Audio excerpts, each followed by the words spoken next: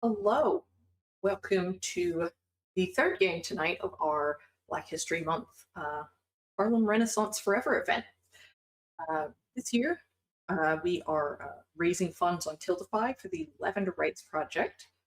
Um, it's a Black trans feminist organization committed to providing legal aid and housing assistance for disproportionately harmed Black communities. Um, Blanked real hard there. Sorry about that. Um, Want to give a big, huge thanks and shout out to our sponsors this year. That would be Transplanar RPG, Frivolous Bear Studios, and Thought Crimes Games. They have helped make this possible this year and make it as big of an event as it has been. So, big thank you to all three of those sponsors. Um, I realized I forgot to introduce myself. Hi, I'm Lex. You can find me most places at Lexart with two X's. And I will be your director this evening for a game of Locus. It is a horror game, so keep that in mind. I'll give you some content warnings shortly, but first, I'd like my cast members to introduce themselves. Let's start with Kay. Hi everyone, I'm Kay. I use they them pronouns. Uh, I'm an artist. I sometimes draw. I post like maybe once a year. Sorry, I'll get better. I'll be playing Connie, Constantine, Connie, he, him pronouns, and you should donate. That would be real cool. Should. I love you. All right, and now Triumph. Um, yeah, hi. My name is Triumph. I'm an actor, singer, and a TTRPG performer. I'm on the internet as Sir. It's usually Sir underscore Triumph, SER underscore Triumph. Um, yeah, I'm happy to be here and raise some money. It's awesome. And so, like I said before, this is a horror game. If you are here to get yourself scared a little bit, cool, great. But here are some of the things that may come up. Content warnings are as follows. Please take care of yourselves if these are not your jam. This game will be dealing with guilt and morality, corruption, temptation, unreliable narrators and gaslighting, unreality, paranoia, violence, isolation, death, and grief, surveillance, hostile systems and architecture, malicious positivity, corporate apathy, classism, wage slavery, sickness and disease, extreme temperatures, suffocation, industrial accidents, catastrophic system failures, claustrophobia, megalophobia, and astrophobia.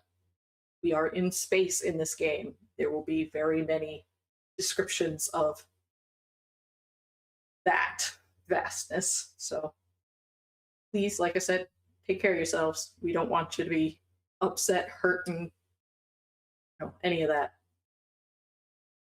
Um, with that, if y'all are good to go, I will launch into it. So,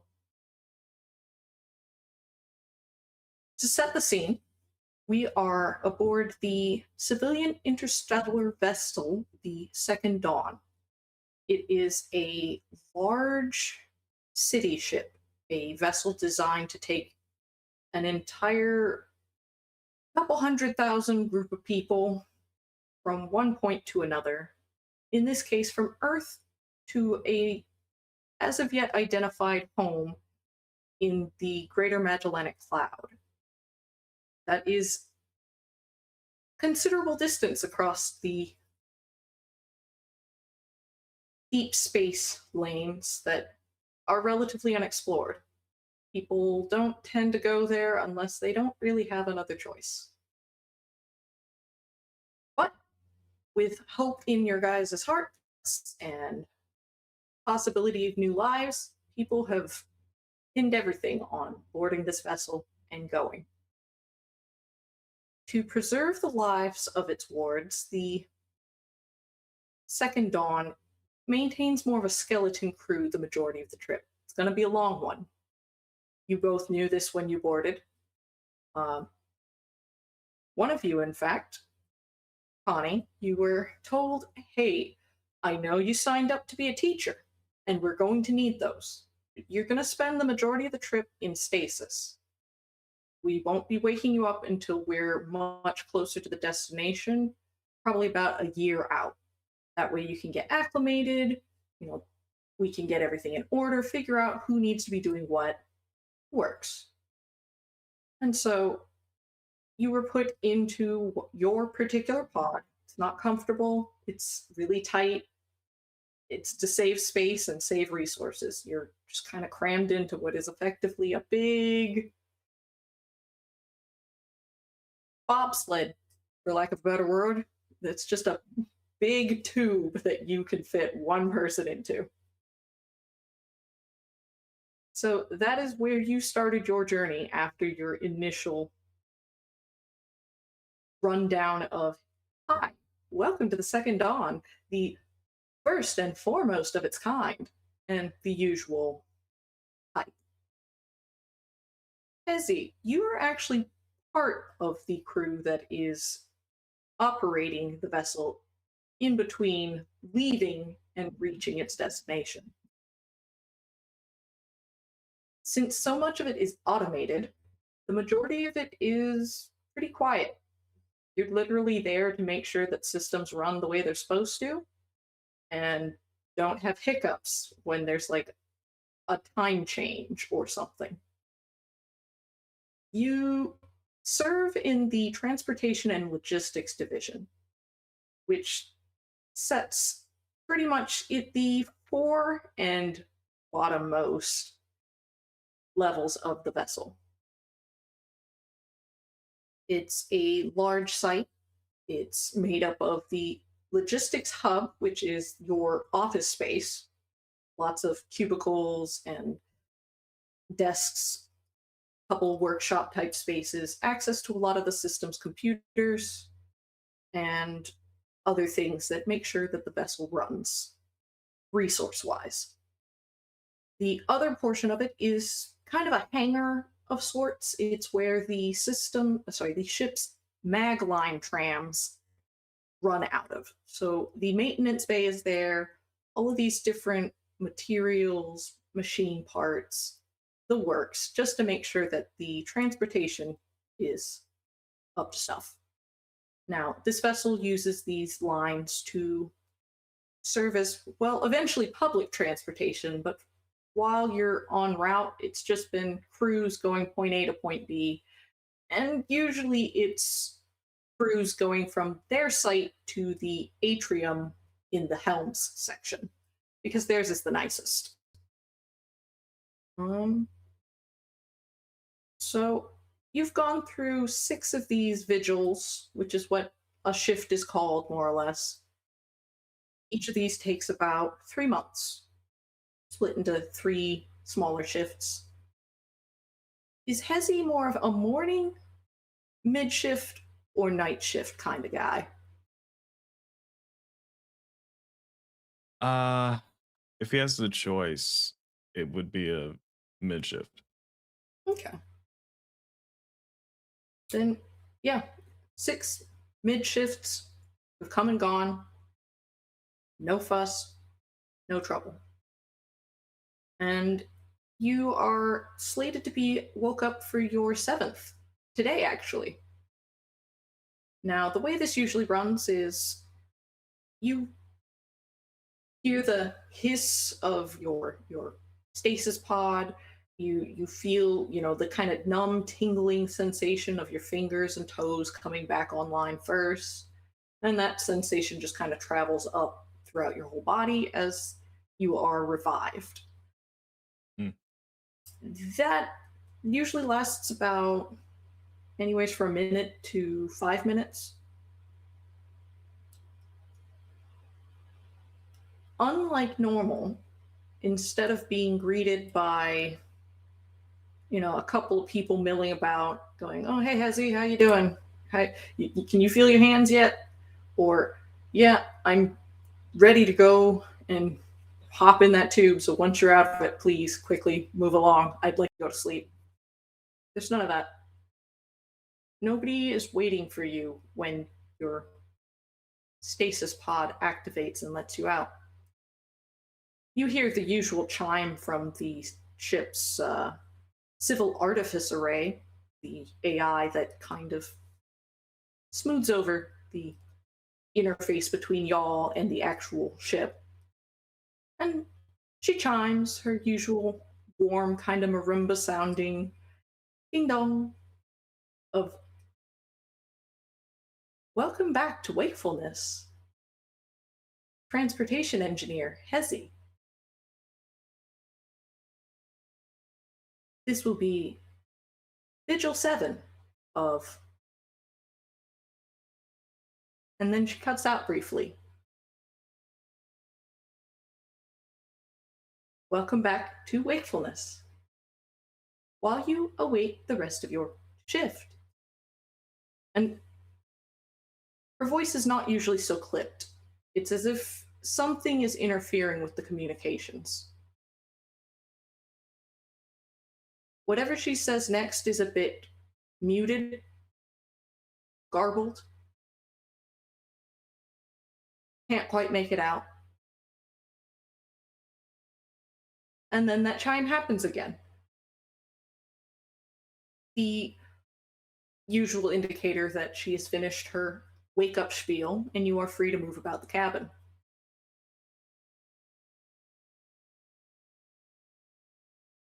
But no one's waiting for you. What is the first thing Hezi does with this information? I mean, I'm awoken by that, which is familiar until it starts to um distort. So I guess I first I'm wondering, is the is that housed, do I know where that is housed? Like the I guess where the AI itself is supposed to uh be on the ship? It's like physical location. That actually calls for an ignorance check. You do, I think, have something that benefits to this. You have logistics, I think, as a. Was it trained skill or Uh, expertise? it's my knowledge Okay. skill. Then in that case, I think that gives you the benefit of an easy roll for this. Correct me if I am wrong.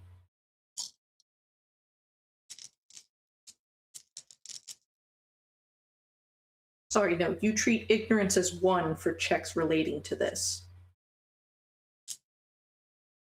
Okay, Try yeah. and count because the housing of this AI is a logistical point of note.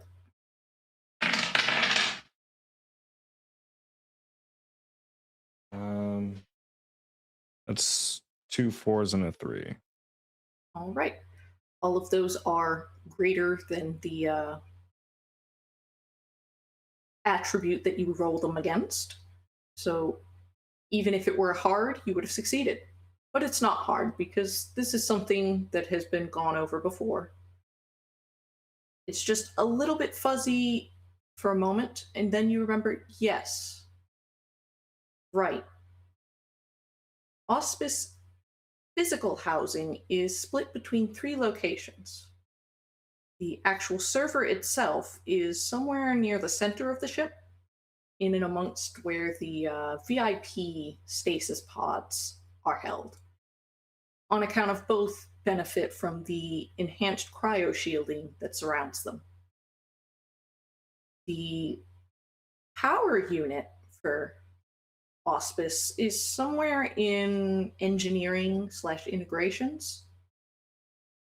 And then, well, her secondary backup is actually up in the helms area on the bridge. Hmm. Now, this is something that has been a point of contention with transportation and logistics because why does the helm need auspices help?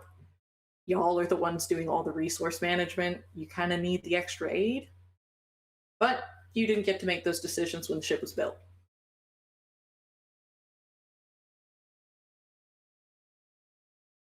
Um, I guess I just file that information uh for now. But I'm a little so I waking up like this, I'm a little concerned because I'm not seeing anyone. Nobody up and about. I mean, you're in the stasis suite that you usually wake up in, and the pods next to you are occupied, but they aren't activating as though they're preparing for the next vigil. Yeah. I sort of say to myself, like I don't think I should be awake right now. I think something doesn't feel right. Uh and so I guess I would get up uh and sort of head to where my shift would be. And that's a simple enough task. You know the ship layout decently well in the sense of getting from point A to point B. From your current cryo suite, which is the cryo suite 4, you literally can just take a particular elevator down to the tram line across to the logistics hub. Nice short little well, ride. Nothing's a short walk. It's literally a ship the size of a major city. Think Mm, LA in vessel format. okay, yeah. I mean, knowing what you know about transportation and logistics, you are so glad that nobody else is really up and about most of the time because otherwise, taking the mag lines would be kind of crowded. Yeah. And I'm actually going to hop over to Constantine. Likewise, you are woken to the sound of a chime, and good afternoon, teacher Constantine Myers. You are you are welcome. And for you, this is not normal. You have not been awake since you got on this vessel and put into stasis. So you're not used to the ship's AI telling you how you're going to do your shift and greeting you with the rundown of here's what has happened notably since you woke up, were last awake. There likewise is no one else awake in the stasis suite you are in. You are part of stasis suite 2, which is on the upper layers of the levels of the vessel. And you kind of hear a gentle hum, little bit of a rumbling. You assume normal ship noises because nothing is making loud bangs, grinding sounds, or sputtering. But it's just you in here. None of the other stasis pods open. Everybody else seems to be still sleeping. It's a bit dim in here. No, no, no. Sorry, no notice of whether this is normal or not.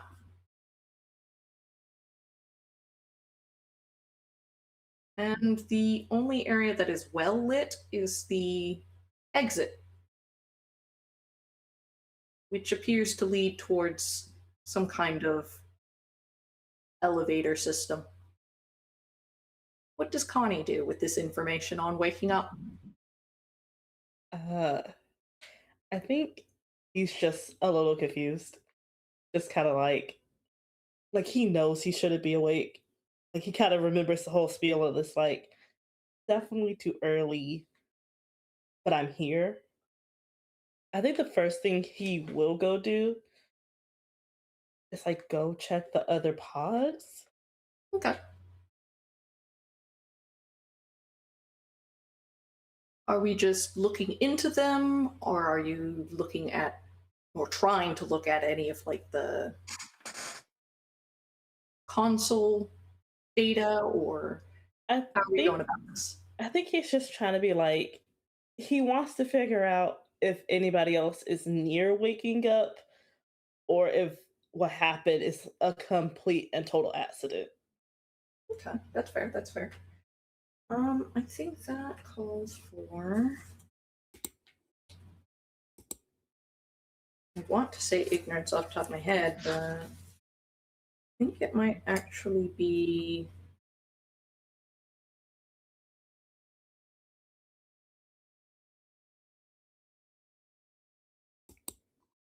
I'll let you choose between ignorance or impatience. Uh I'll do ignorance. Is it easy? You'll roll it. This is actually a hard check because you don't run the vessel. You don't know Yeah. the stasis array. It's just a pod. It's just a pod. Let's see. So, you know, how much you do or do not know about its workings is really determined by the roll. I rolled a 1. I'm staring at that nice, pretty Unfortunately, one. a lot of information is on the screen. There's so much to look at, and some of it's numbers, and that should make sense, except that they're paired with letters that are not mathematically anything. Nice. So it's probably code. Yep. I think he's just kind of like The coding. screen's green. The screen is green, it's not red. Hey, that's good. I think that's what he says to himself. He's like, you know what? They're not dying, so I'll move on. Um, doesn't really have any other choice but to kind of go explore. He's gonna go towards the exit to go try to find another living soul to put him back in the pod because he really does not want to be awake. This is like worst case scenario for him. He's just like, please put me back to sleep. When you enter the elevator setup, the doors, do their gentle close. That chime enters again. Destination.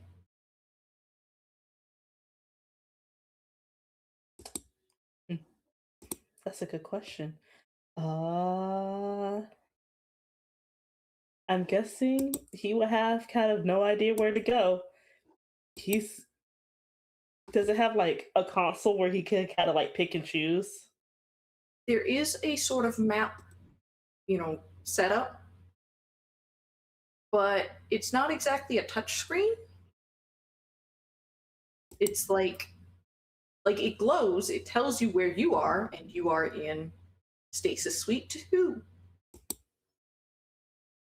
And it shows you the places that this elevator connects to, which is Stasis 3, some sort of synthesis station Okay. that is below all of the cryo suites, and medical in the helms section. But that's it. Okay. I think he's smart enough to not go to the bottom of the ship. Um, he probably like there's no reason for medical to be operating because everybody's asleep. He's gonna go to the other stasis and hope and pray. All right. Ezzy, when you get to where you're going, that wonderful elevator to your work site, there's an interesting little point of data, which is that it's in operation, it's moving. Somebody is taking the longer route from the upper stasis areas down to this area. And while you could wait for it to arrive, it doesn't interfere with your ability to take another, you know, shaft down to your area.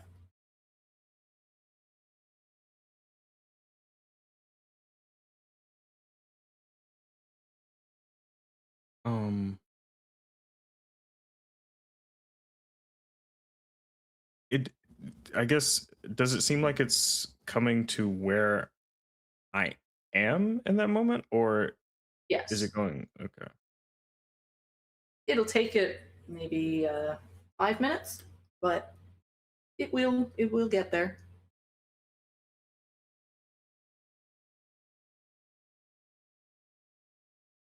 I think I'll wait.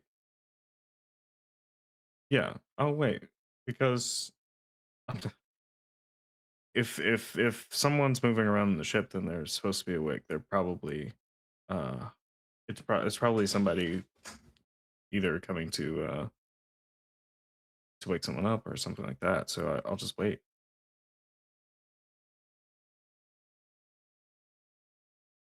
Okay.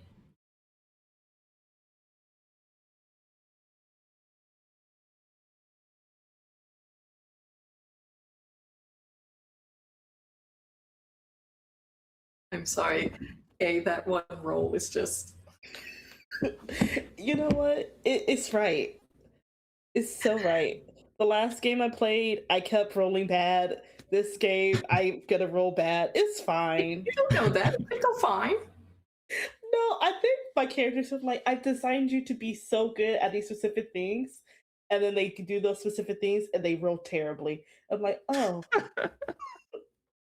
Yeah, that's fair. That's fair. That's fair. like you're so smart. Oh, the one thing you just don't know. It's okay.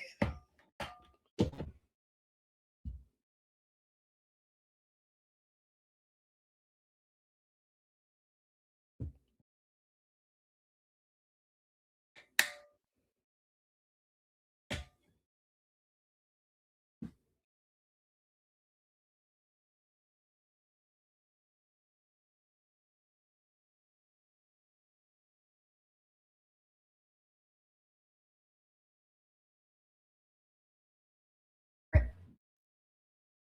So the elevator from Cryo Suite 2 is slowly making its way down to Cryo Suite 4. Just bing, bing occasionally. And then door swings open. Welcome to Cryo Suite 4. Please depart.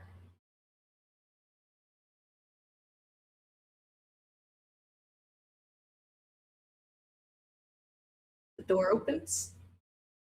And Constantine, there is your brother. I think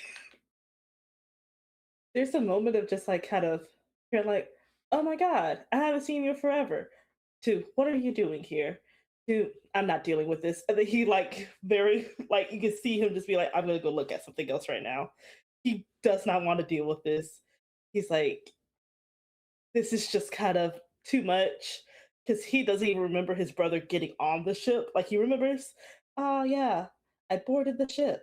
Everything was cool and great. I didn't see you. How did you even get here? And he does not. All of this is clearly red on his face. He does not want to deal. He's gonna get off and swallow everything and be like, has he How? I'm so happy to see you. What's happening? I uh so my first instinct was to hide, but at this point it was too late and I'd already been seen. And so I just I kind of just look down, like I avoid eye contact and I just say, "You're not you're not supposed to be awake right now, are you?" No, no, I'm not. I, Ezzy, what is happening? Why am I awake? I How did you get on the ship? That's not really important right now. Don't worry No, about that. what do you mean it's not important right now? Clearly, you got a job, right? Like you got a job to be on here because you're here. Yes, yes, I did. I did. I got a job. And so I'm working on the ship right now. Okay, so do you have the ability to put me back in my pod? Because the ship is empty. You know me. I do not want to deal with this. Could you please just put me back to sleep? Um well, that's not really my job, Okay. but I mean, I could try. Mm, Now, Hezzy, you do know that generally when a situation like this arises, it's kind of an engineering problem, except it's kind of an integrations problem, except it's kind of a medical problem. And they like to play the wonderful shuffle of, but it's your system, but it's a person, so it's your problem. But it's coding, so it's your problem. When ultimately, really, all you need to do is probably just go up there and press a few buttons.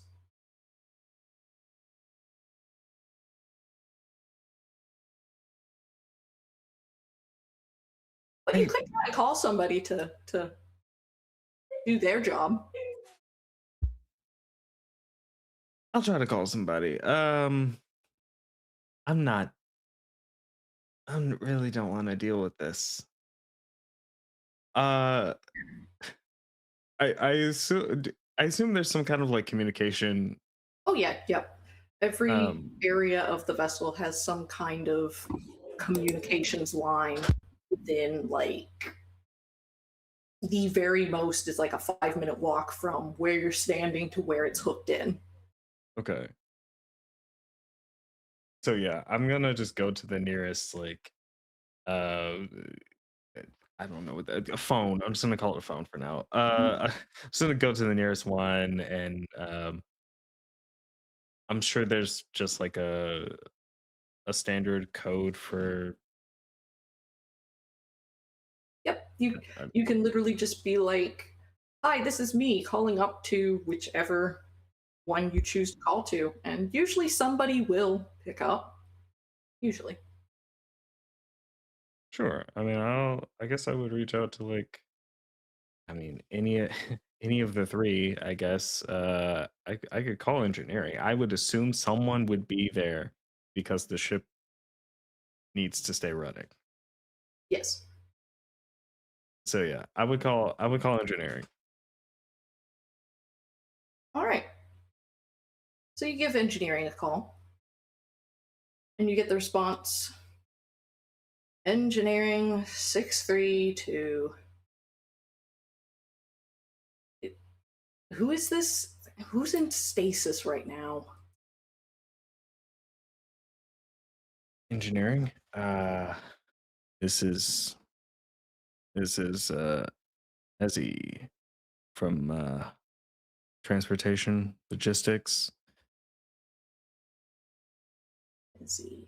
I haven't worked with a Hezzy before. I Are you even supposed to be up? Well, no. Thanks for asking. Um, but that's not really. We've got a couple issues going on. I just need someone to put someone back to sleep. I mean, namely myself, but there's another one awake. I mean, if you're up, that's not the end of the world, 'cause you can just go to logistics and then be. But who's the other one awake? If it's is it like serious, or is it? Well, they're not personnel. Well, Hezzy. that is actually. Hang on, I'm gonna put you on hold a sec. And a sec is not a sec. So there is plenty of time for you two to talk if you do choose to do so. Mainly put yourself to sleep. Your logistics? Did you like? Did you study that? I don't. It's been a very long time since we talked, so maybe like I'm misremembering.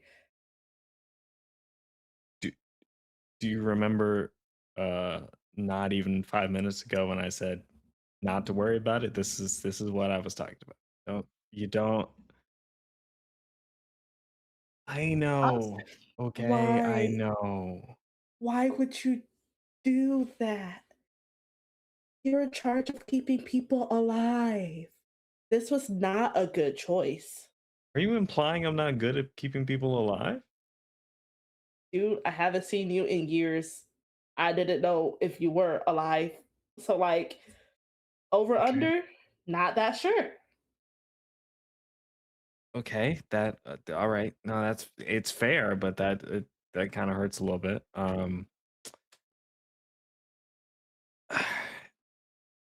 I I know. I don't really call, I guess. No, and either do I. And I could be better. And I Yeah. am sorry. But, Hezzy, I need you to be so honest with me right now. I just need you to tell me why you got on the ship. Not the how, not the logistics of whatever you did to convince people to get on board. Just the why. And I can forgive everything else.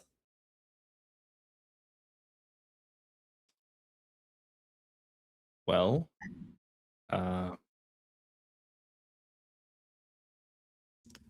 sometimes you need to start over. Okay. Okay. Constantine, real quick, what is the last job you remember your brother having?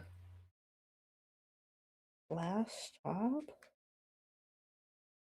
Yeah, what do you remember Hezi having been either studying or maybe apprenticing for, or what is your recollection of?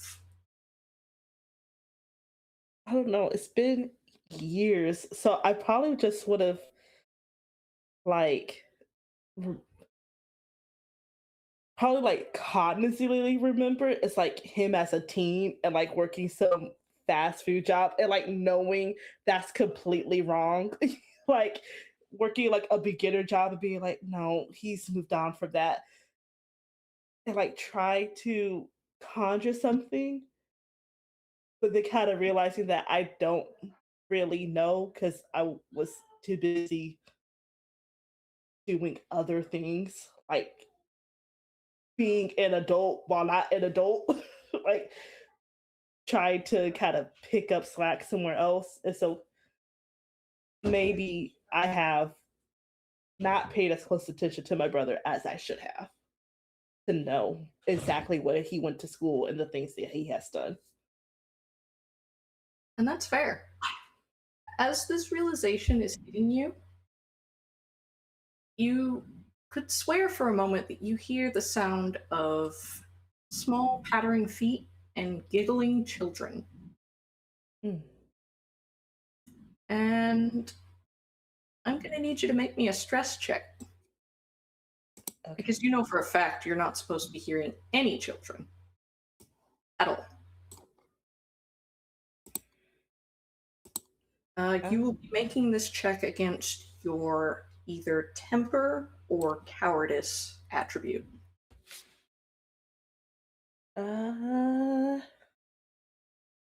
Let's do cowardice because that's more fun. Okay. What difficulty am I rolling it on? It is presently I want to say easy. Let me double check that. I don't want to give you bum shape right before things happen.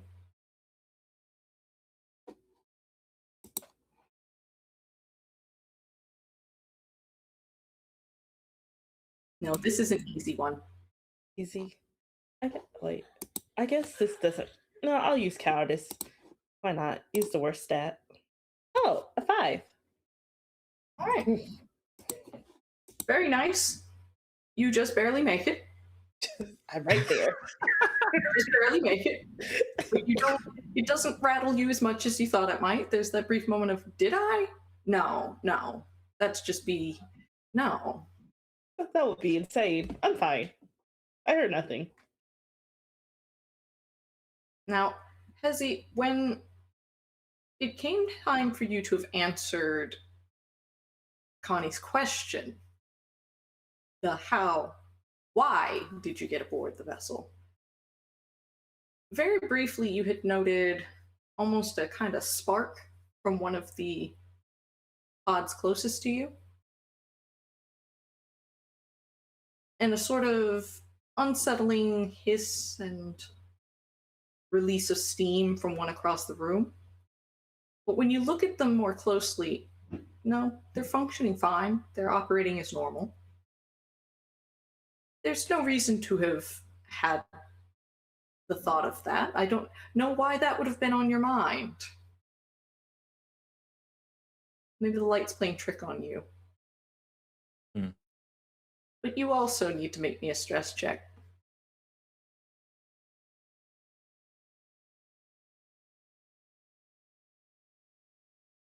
And while we wait for the result of that, can you describe to us the emotions that were going through Hezi's head when he had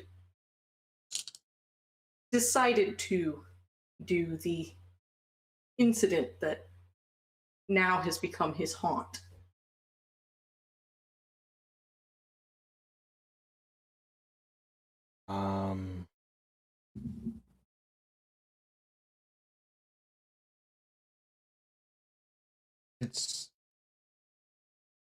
It's a bit of jealousy, but it's also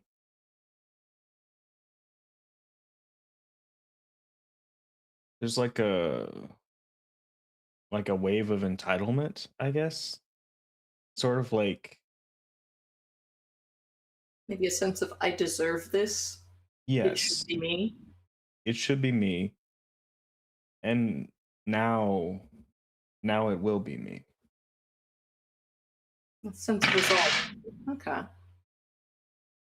I don't know if this seems bad. That is 2 2s and a 4.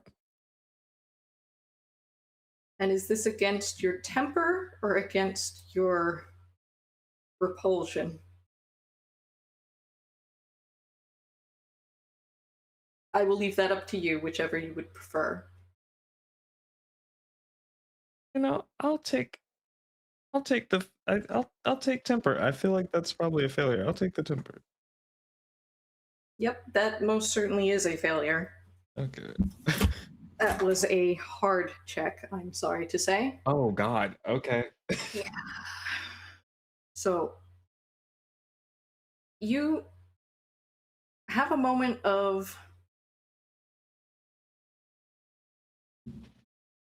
open fear grip your heart because, oh goodness, why is that malfunctioning? Didn't touch that. What is going on here? And I need you to draw me a card. We'll see if it's from your virtue, you'll gain some willpower, and if it's not, you'll just add it to your hand. Oh, that is a haunt. Mm-hmm. Yep. Yep, this is fine. This is fine. So yeah, no, this is incredibly upsetting on some level.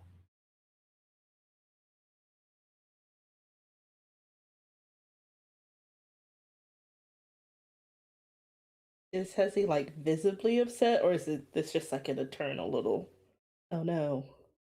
I'll leave that to you, Triumph. I I think there's a moment, uh probably like a little bit of an extended like moment where you can see like what's going on in his head, like those wheels turning, I guess. Um as he physically like sees these things happen, and he tries his best to like hide it, but I feel like you can probably see through. I think Constantine, like seeing it, he just kind of very gently bumps shoulders, and it's like, take a deep breath.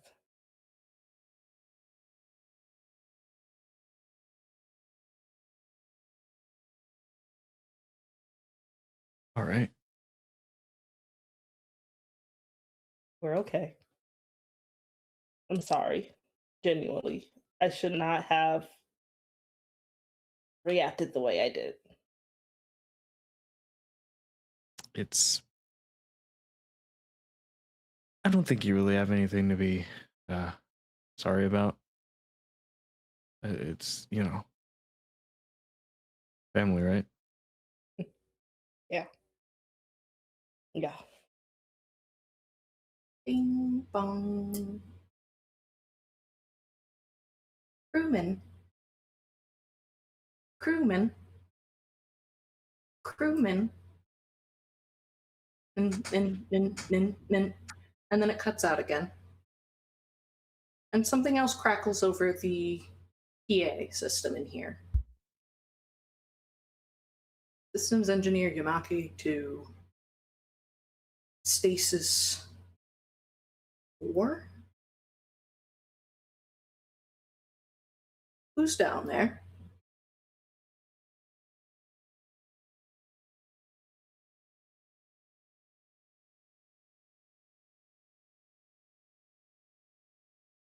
I say again, systems engineer Yamaki to stasis 4. Who is down there?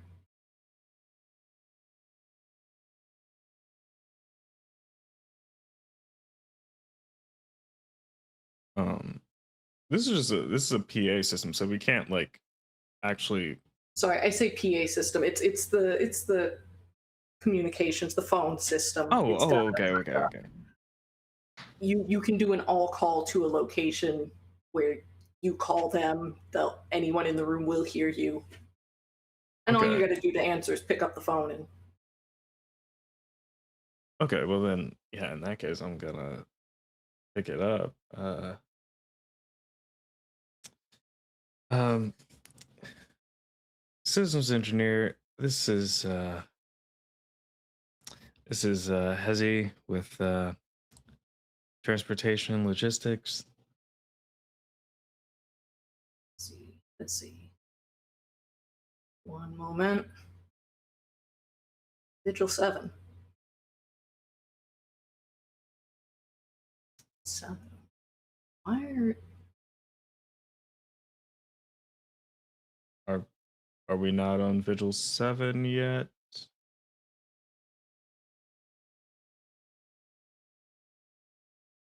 Can you tell me what time it says on the systems down there?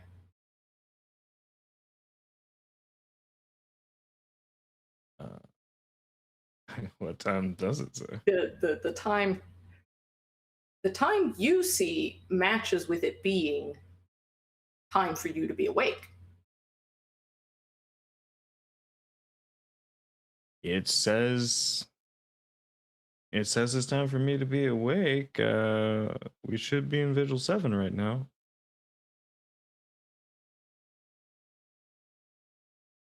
And you hear the start of a string of, well, engineering chitter chatter of, you know, specs and times and, you know, all the nitty gritty of what his read is telling him, but it does not match what yours says.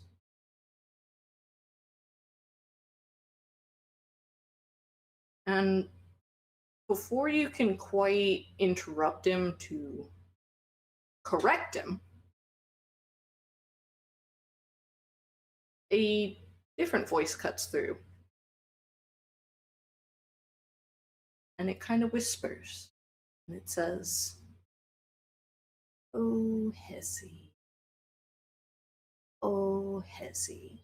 And that's all it says for 10, 15 seconds.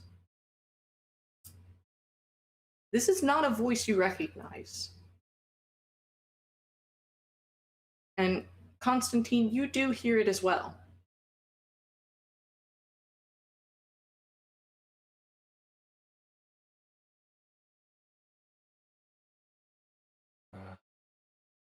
Do you let the phone continue or do you hang up?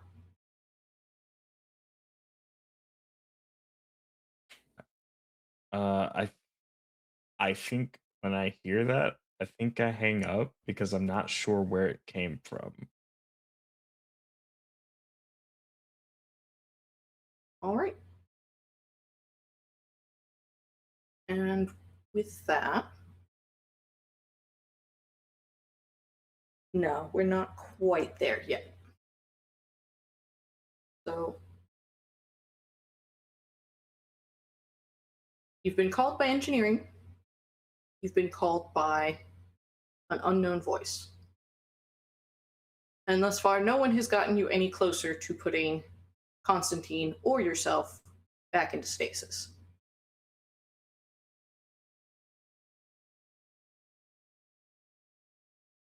Do you stay here and try to sort this out yourself, or do you go try and find out if you can get better results in person? I think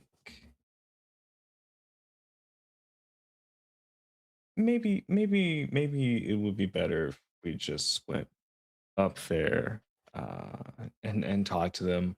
You know, sometimes you need a face before people, you know, take you seriously. Fair. And with that, you are free to move about. I say you are free to move about the country, but it's just a ship. It's just a ship.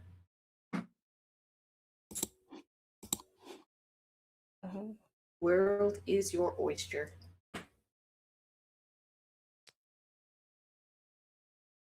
Now, do you want to go directly to engineering, or do you want to make a pit stop at logistics first?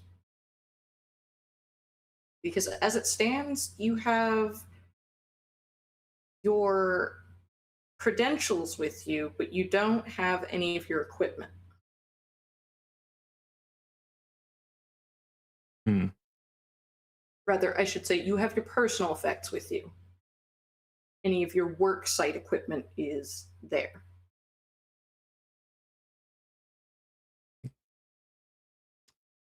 You know, just in case, maybe just in case, uh, should head to logistics.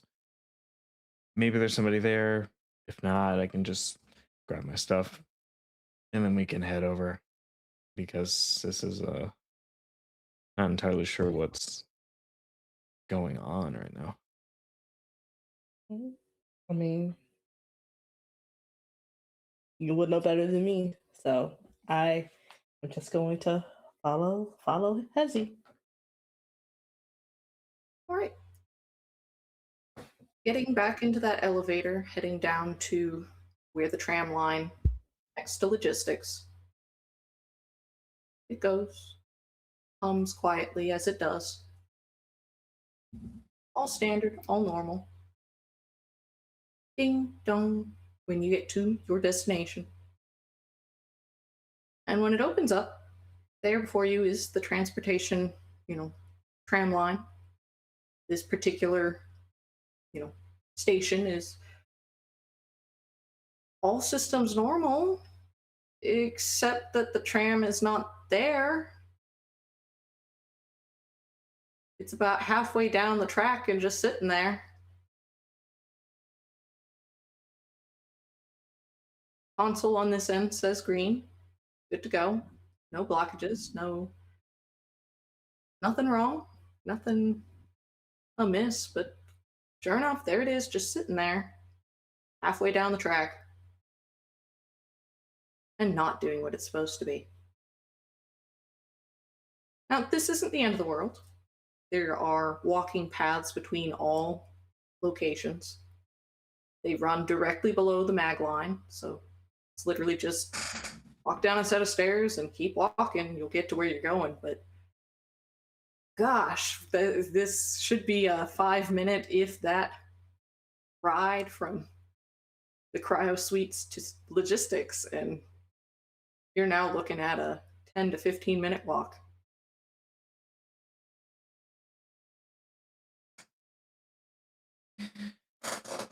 Um, hmm. You know, it's unfortunate you had to wake up to this. But we're gonna have to kind of haul down here. It's like 10 to 15.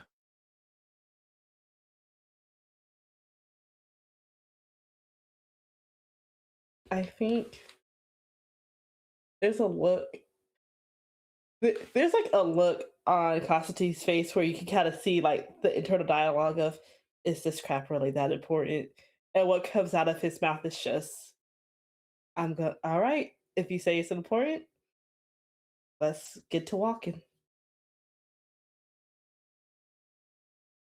As you are walking, you do hear a small fluttering flapping. Like if a bird gets caught inside of a warehouse.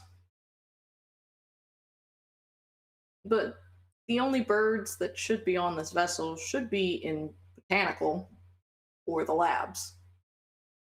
And that's like 3 levels above you right now. Which, I mean, it's possible they escaped from one of those locations. But that does mean somebody was playing with the animals when they shouldn't be.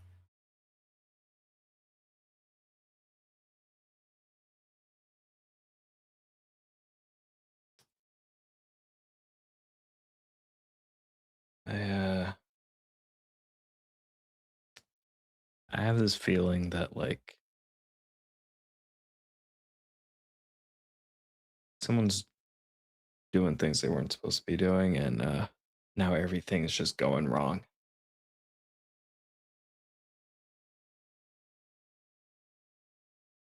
It happens sometimes where a small thing becomes a bigger thing because, well, lots of reasons.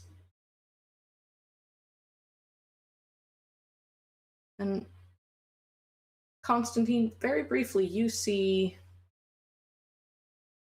what looks like a relatively colorful bird just kind of settle in on one of the mag lines above you. Just hanging out. Looks like it's a sizable bird, maybe the size of a hawk, if that. Okay. I have a question. Do I Yes, have my stuff with me? you have, like, your personal effects are with you in your cryo suite. They're stored just below your pod, so your backpack, all of your stuff, you were able to get before you came down Okay. here. I think he's just gonna like kind of quickly go in his backpack and like pull out his camera and like try to zoom in on the bird, like just like take the camera out and like zoom in, A, to make sure that it's definitely real and he is seeing it, and B, to see like, is it a hawk? Why would they bring hawks? That doesn't seem like that wise of a choice of a bird to bring on the ship. And if he gets a clear image, he is gonna take a picture.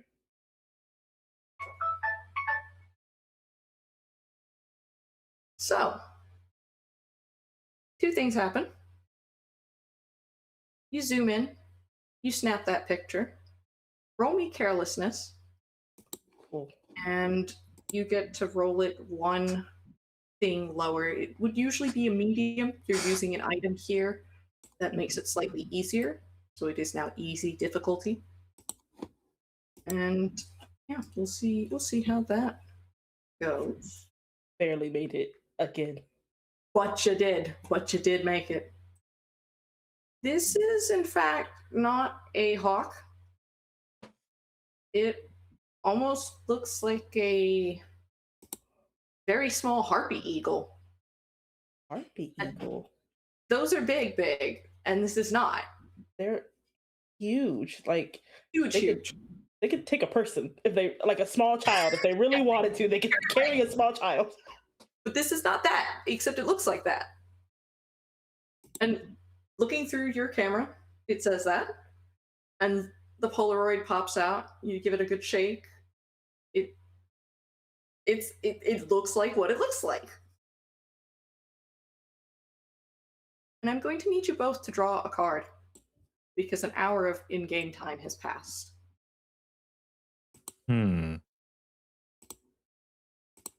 Okay, don't hurt me.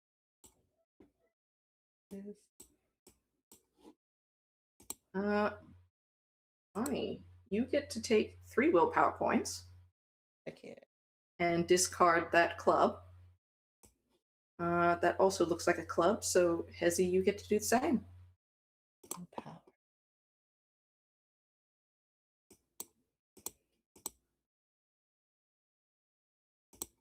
Now, I'm going to take a moment and describe the vessel at large. It's not glamorous throughout most of it. If you've seen the Aliens franchise, the Nostromo, the tug, not the oil array it's tugging, it's a little bit like that, except cleaner. Blocky in places, it's utilitarian, but there's not that layer of grime and lived in look that the Nostromo has. No, Second Dawn is clean, because nobody is going back and forth throughout most of it.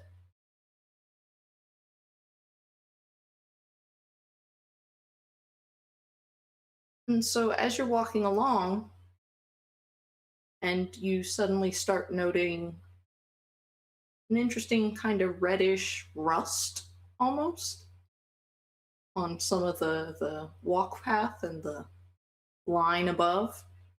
That's not supposed to be there. None of that looks right. And in fact, as you're walking, you realize, hang on, this is a straight line from here to there. Why is it getting hilly?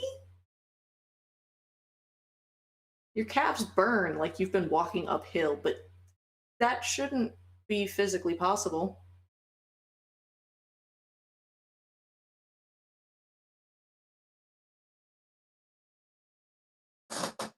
Ezzy, I don't know a lot about ships, but this isn't right. I think we should just turn around. I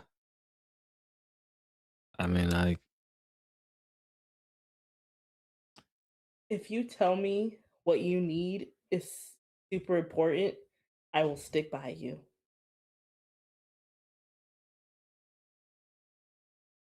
I'm getting the feeling that maybe it's not that important, and also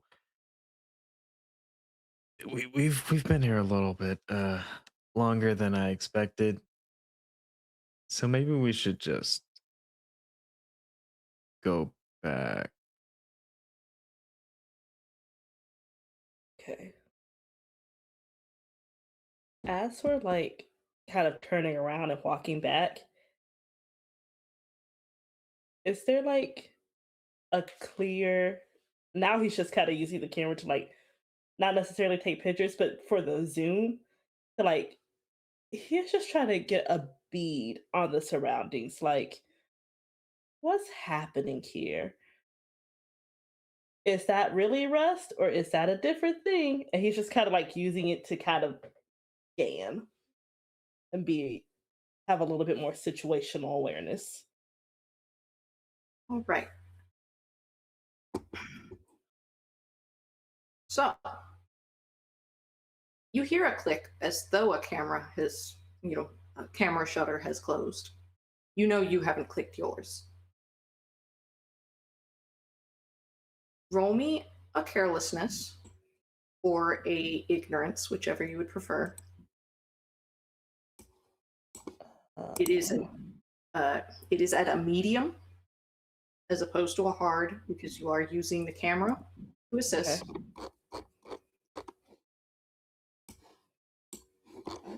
I'll do ignorance. All right, all right. That is a 2. Remind me again what your ignorance stat is. 2. Okay. As you're zooming in on that weird rust, it's rust in the way that the plant mold is. It's reddish, it looks gross, it's certainly, speckling across this, but this is not iron rust. This is some kind of fungal or maybe mold growth. It's as you zoom in on it, you notice it's slightly slimy in places. It's certainly not pleasant to look at. And it smells of something. It sure smells of something. Not quite chemical, not quite mildew. Almost like a combination between rancid cooking oil and jet fuel.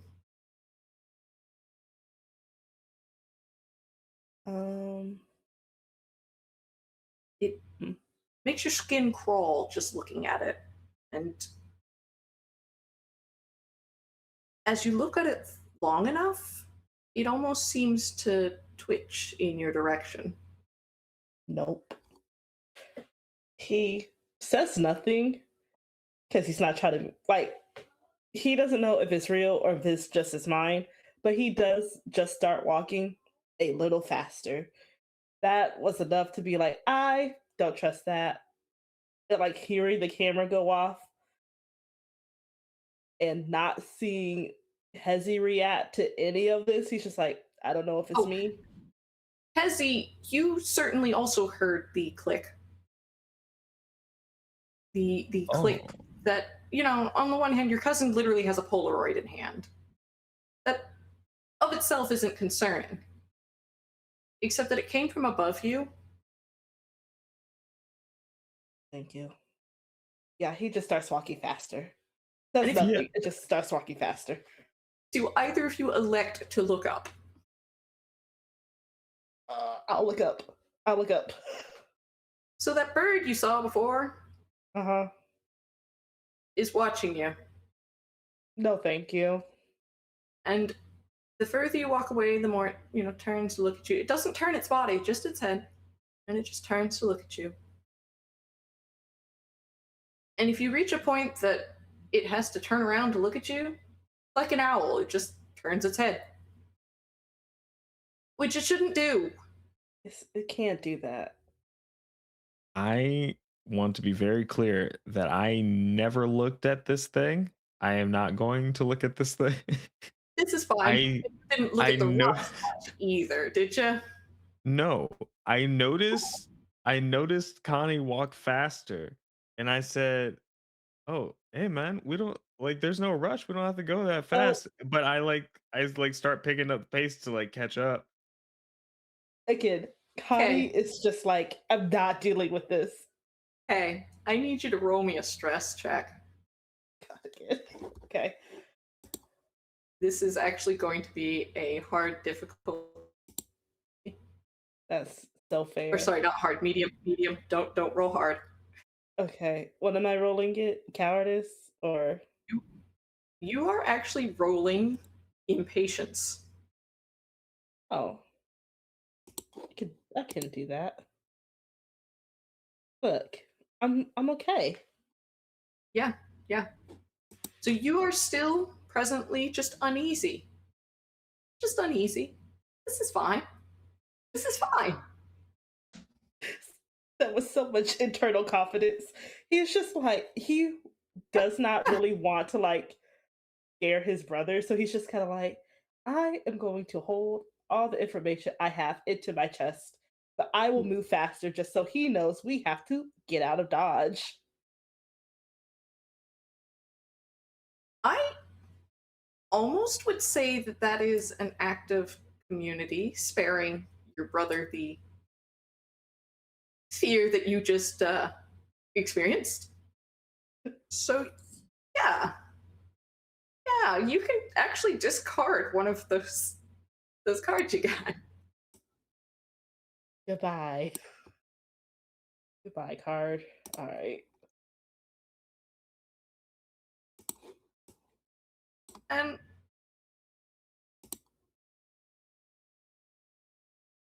it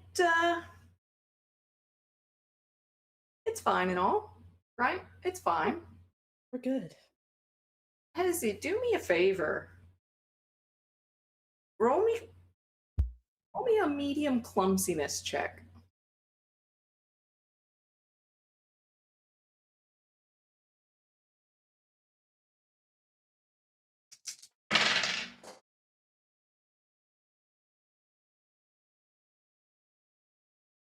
Hmm. Uh, I rolled a 1, a 3, and a 6. So you'll go with the 3. Okay. Okay, my clumsiness is 3. Okay. I've been ruling it meets beats for now, because, we're there. We've already done it. We're there. Okay. And yeah. You're fine. It's fine. It's fine. What ends up happening is as you're walking, you step, you're kind of picking your way along across this walking path. And one of those little patches of gross, rusty looking stuff most certainly tried to grab your foot. But you managed to step away from it in such a fashion that it didn't grip you. And it did try to grip. You can almost hear the wet squelch of itself on itself. Did I see it? Yes, it literally reached up over your foot, and you were able to pull your foot away from it before you got grabbed. Hmm. Now, I also need you to make me a stress check. Okay.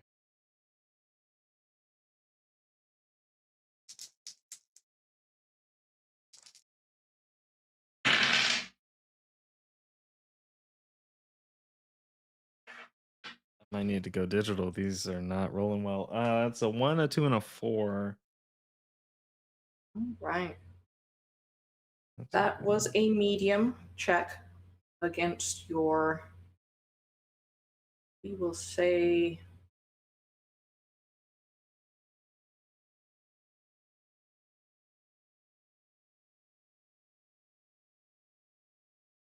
we'll say temper in this instance, keeping your cool under pressure.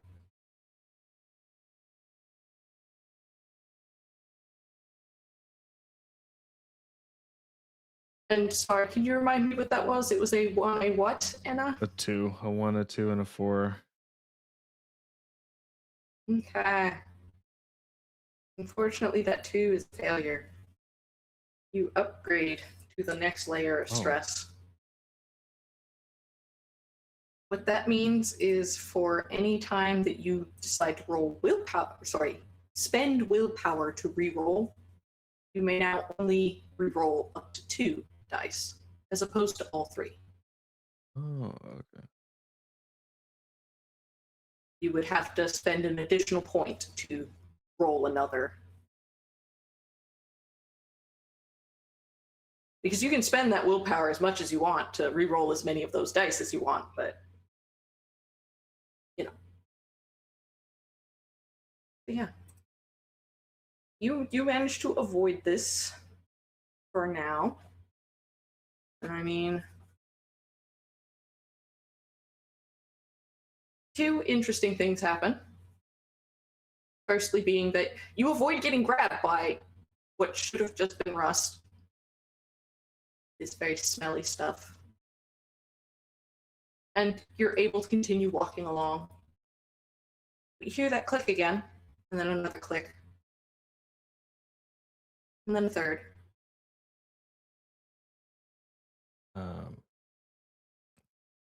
Connie, did That fluttering sound. Almost now like leaves in the breeze. did you see? Did you see the rust move or?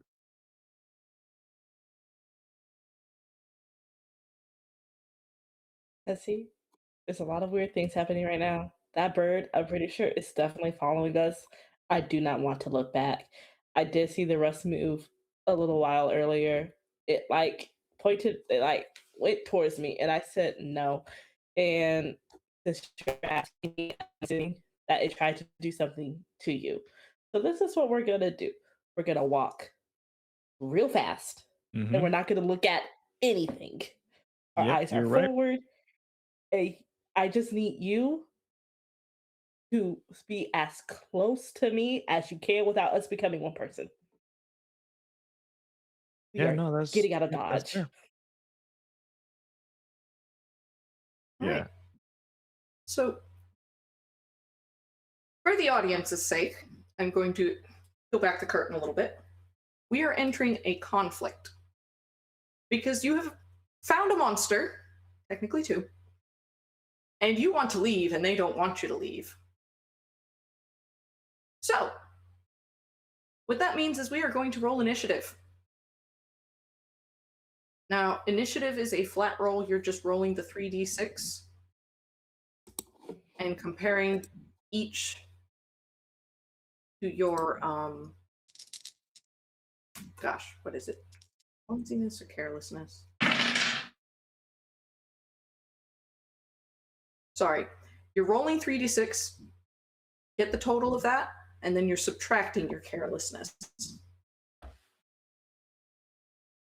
I am doing the same, but for them, using their stat.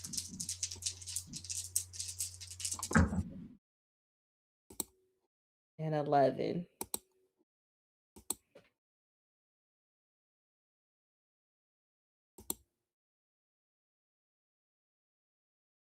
Okay. That thing gets a 10. And that one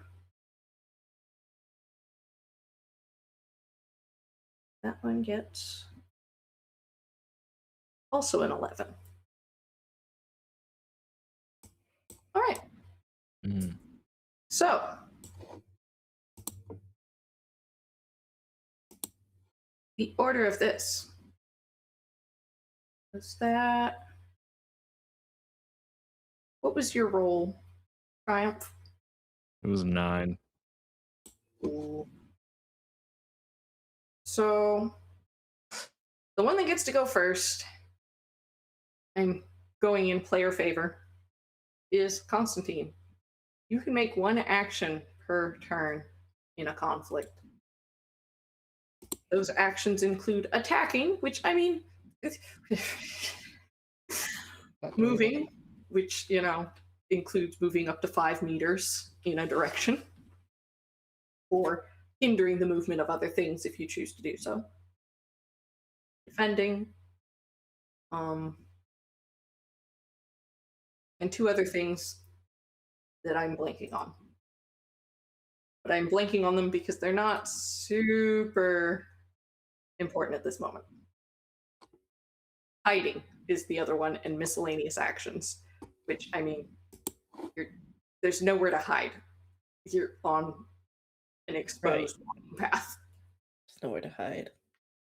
I should say there's nowhere to hide yet. That's a positive way to say that. Yeah. Because, I mean, ahead of you is the tram hub, the station you just left. And beyond that is an elevator door that you can close. That is true. Positive goal. Okay. Oh my god. Even though like he is so scared. And he is like internally just kind of holding a little ball of fear. He's going to defend his brother. He's going to interpose between the weird goo rust and the bird and just kind of like put his brother further ahead of him. So like he's closer to the door, to the exit, to freedom. That is a very good thing that you've just done here. On account of, well, the next one in the turn order is the bird, which is now no longer a bird, but 3 birds and a 4th one coming, maybe. In fact, you hear the kind of rustly, flapping noise coming your way. Kind of en masse, but only 3 of them are upon you at present. So you are defending. You get. Gosh, let me recheck what that does. Okay. So that gives a +1 success on the next contested check while being attacked, which is great because you are in fact being attacked by the birds. Nice. And since you said you are defending Hezi, and that is who they were swooping upon, you are the one who gets to take it instead. So what I'm going to do is I'm going to roll its attack. Contested check works as you roll your stat as normal. You compare each result of the dice to that stat. I do the same for the thing that is attacking you. And you are going to be rolling frailty in this instance. I'm rolling it 3 times on easy, just like a regular. No, you're rolling the 3d6 and you're comparing each 6 to. Okay. Or sorry, each of those d6, not the number 6. Okay.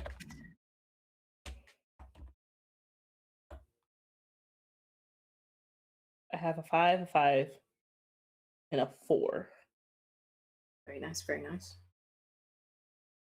This actually works out really, really well, because if I recall, your frailty was fairly high, but it's a 5. Wait. Yeah.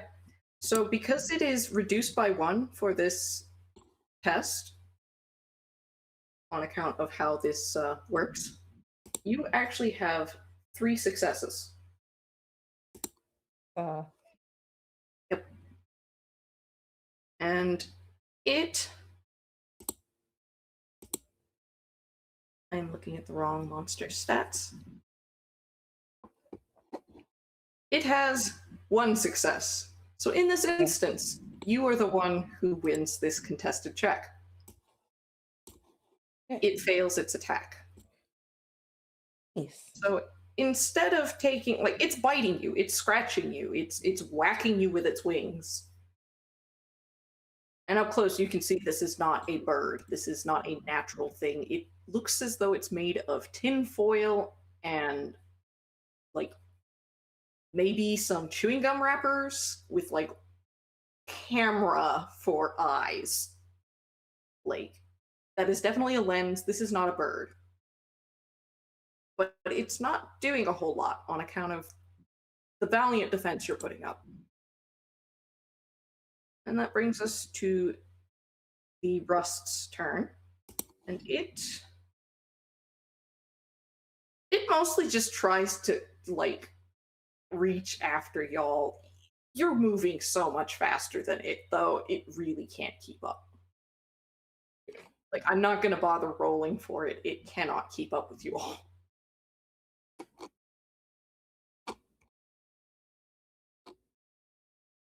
Now, that brings us to Hezi. Your brother has just defended you from a small flock of birds, which is shortly going to grow greater, if the sound of flapping is any indication.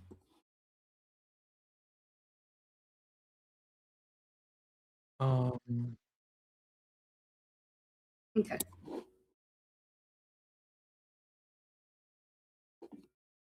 And that gives us time to think about that. Do I need to mark any wounds, or You is do it not. just like okay, superficial? Like it's, All it's right. scraps and scratches, but it's superficial at best. It does not succeed in its attempt to hurt you, which is good. All right.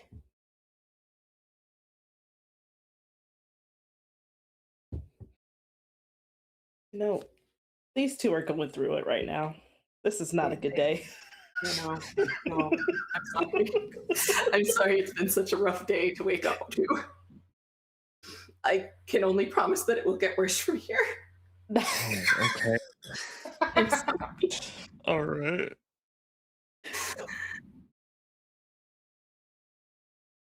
Ideally, it's fine. Peeling back the curtain again for y'all's sake, you have descended into the next layer of this locus. So you are now going to start encountering monsters, and you're going to start encountering them more frequently. So that's as a heads up. All right. So yeah, for sure you know something is wrong. There's no denying it. There's no plausible explanation for it either. Like, this is incomprehensible mold in a bird that doesn't exist. I mean, maybe science made some fake bird to attack people with, but why they would do that on a vessel looking for a new home when they're supposed to be doing things like, hey, let's make some seeds that are resilient to radiation and can terraform for us while we wait. You know, it's Yeah. useful stuff, Yeah. not murder bird. Not murder birds, but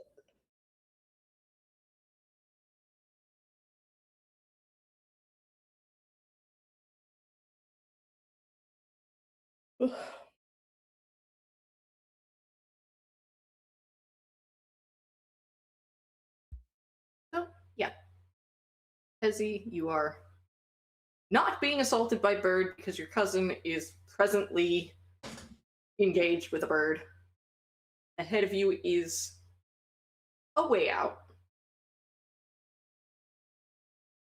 You could make a break for it. You could try and fight the birds, but there are more birds coming.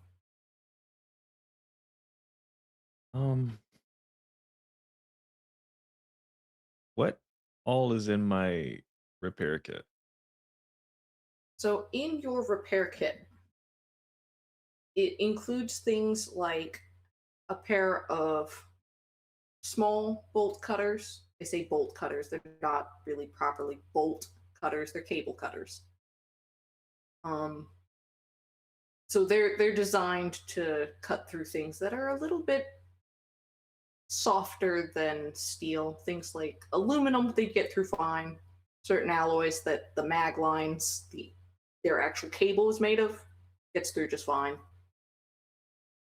You've got a kind of electrical device that is really more of an electromagnet. And it can be used to test the capacity of the line.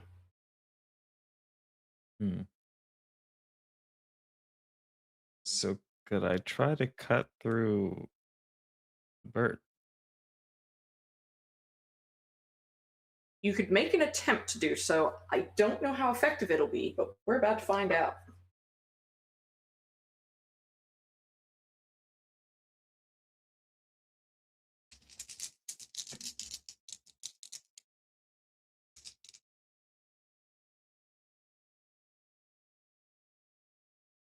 So you will be rolling, in this instance, what are we rolling?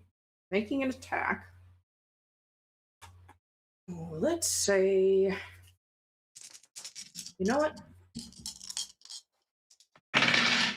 Let's say it's carelessness. Yeah, that sounds about right. Because in this instance, we're trying to make sure we don't cut our brother instead.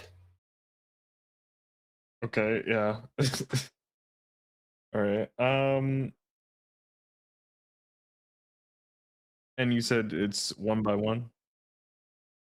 Yes, because you are up against its resistance. Okay. So I have 2 successes, then it's 4 and a 3, and then the 1 fails. Okay. Are using an item, so that will give you an additional point. Okay. Unfortunately, this is not enough to do damage to the bird, but it does force it to scatter.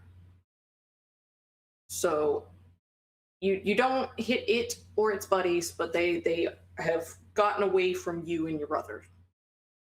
And that brings us back to Constantine's turn.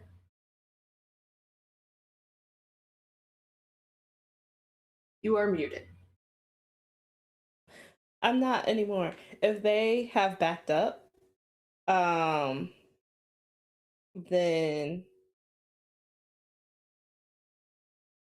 he really just wants to make a break for it.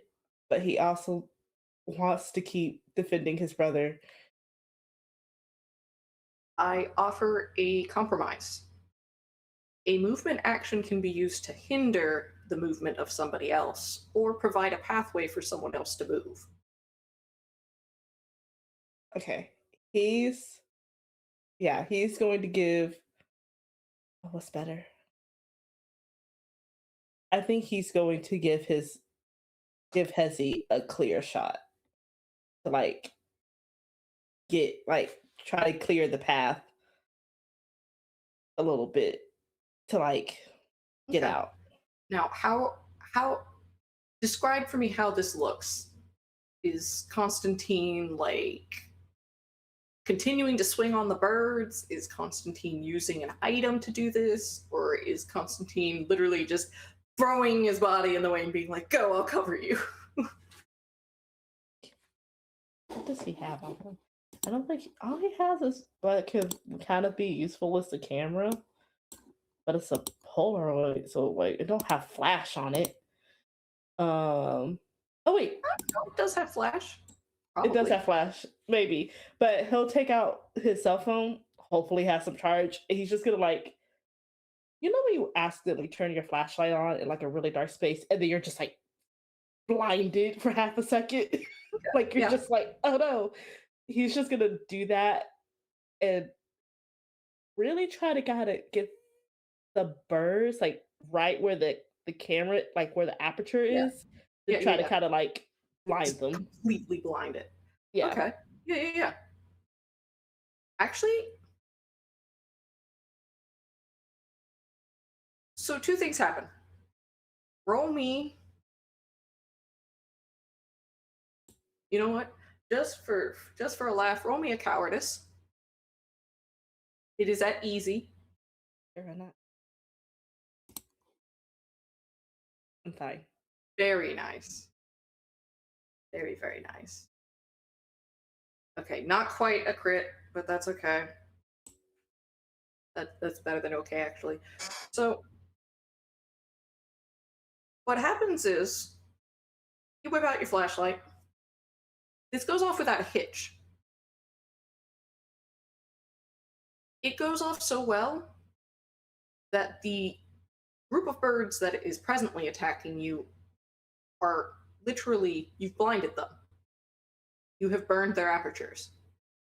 They are crashing into one another and off of this thing and kind of off, over, down, down, down, down, down, all the way to the bottom of the ship, which you realize now is a long, long way down. And maybe you don't actually want to be on this walking path anymore. Yeah. So he watches them fall, and then he's like, let's get out of here. And he starts booking it. He's like, I've done my job. I I did it. And he starts running away. And so you guys have successfully resolved this conflict. Narratively speaking, there are still more birds coming or trying to come, but they're not going to get here before you get into the elevator area. And so I imagine Hezi is also making a break for it. Yeah, once I saw once I saw Connie start running, I followed. So yeah, you two do make it there. You hear that fluttering, that flapping, that rustle of leaves in a breeze, and the occasional click of the aperture of cameras that are not Connie's. And then the tense moment of trying to get that door shut, or rather get it to shut quicker. Because generally speaking, this vessel is very steady. It doesn't do a whole lot of anything fast. And so the bing dong of I recognize and register that you've come up to the door and you're coming to open it, and it opens and starts to shut very, very slowly. And these birds are barreling down on you. For a moment, it does look like they're going to literally just slam into the elevator with you, like those stupid paper bird things in Spirited Away. But instead, the door shuts and you hear thud, screech, scrape, scratch, and then nothing.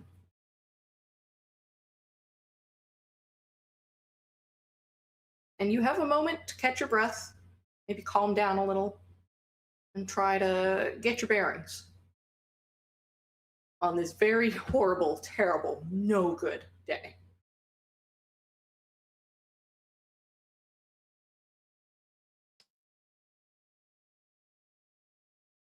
Um, I feel like it goes without saying that it's not usually like this.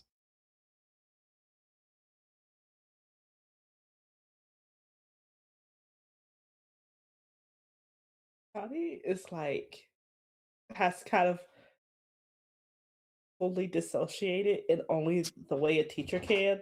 Like, still very much so present, still very much so cognizant, but just like, just like, the noise, I don't feel that anymore. And he's just kind of like staring ahead, didn't respond. It's just like, it's all good. That's fair.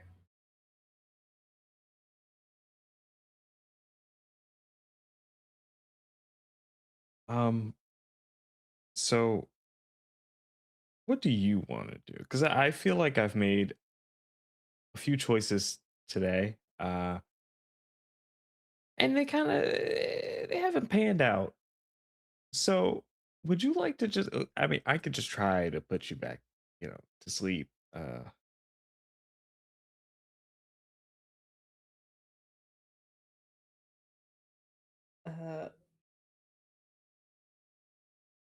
I think he still kind of is like really not fully responding. He's just, do you know, like when you're so stunned, you're talking, but it's not you like having the full thought process of like, this is a full thought.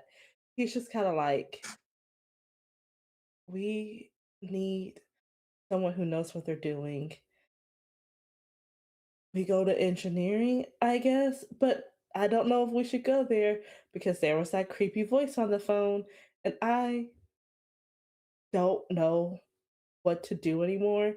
And Hezi, I'm gonna be so honest, I'm like two more things away from like a full blown panic attack.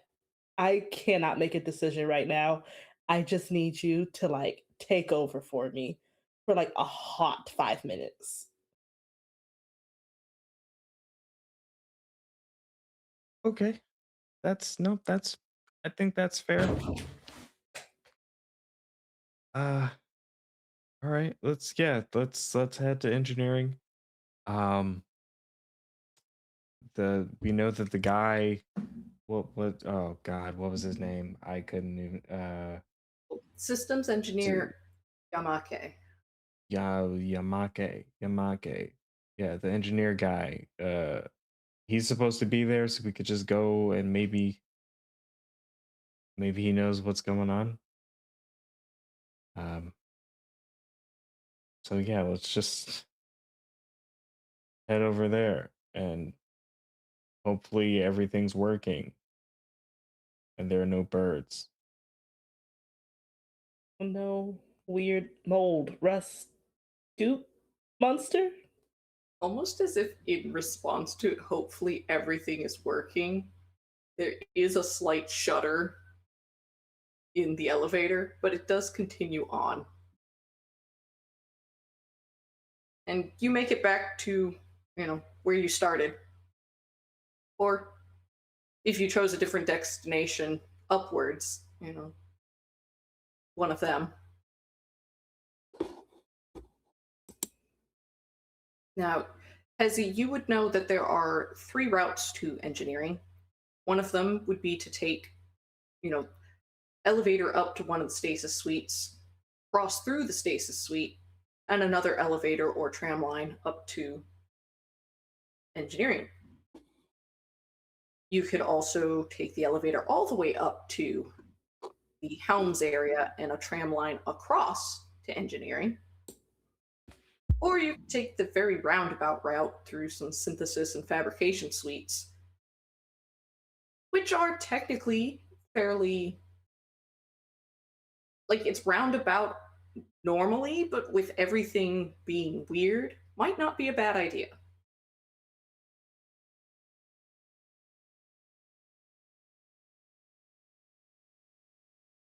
My thought is we could just go to the helm because there should be people there. And I'm just trying to find somewhere where there are other people. And I feel like if we go there, Bound to maybe find this someone. yeah, somebody's got to be running this. That's a fair assumption. So, in that case, the elevator continues up, continues up, continues up, and when it reaches Helms, you get the bing dong. Arrived at Helms. Support suite, including medical, security, navigation. And then it kind of fuzzes a bit, but then it ding dong, as though it's completed whatever it's about to say, and the doors open. Now, Hezi, you've been up here before. The Helms support suite, or site, or whatever you want to call it.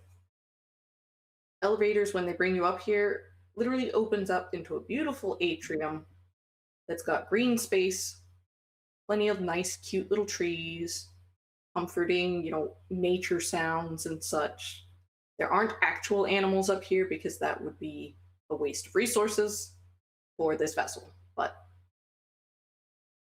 nice pseudo nature space for people to chill at on their time off.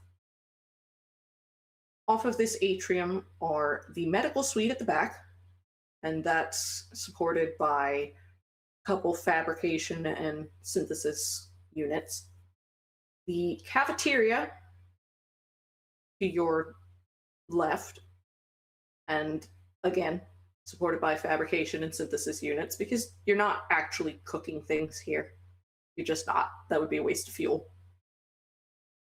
And security up near the bridge, navigation and stuff in the bridge, and then crew quarters.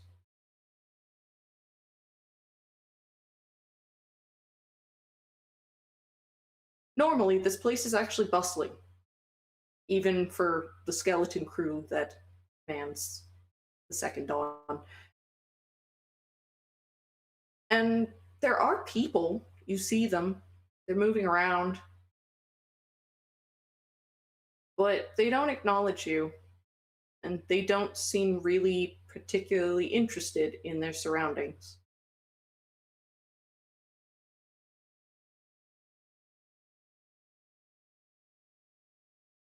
I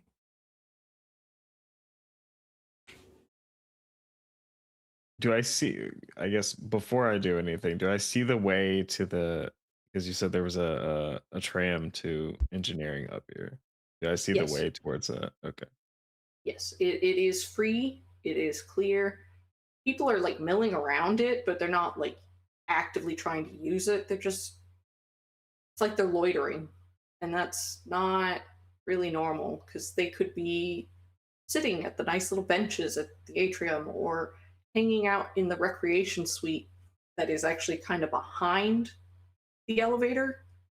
And that's got a gym, that's got like a movie section. Like, there's stuff to do besides wander around aimlessly. I say to Connie, um, so I'm not getting a good vibe here. Not that, anything should be giving good vibes as, the day that we've had, but um I feel like we should head this direction, get on the tram, and maybe we just don't talk to or look at anyone because I don't know what's going on, but they don't usually do this.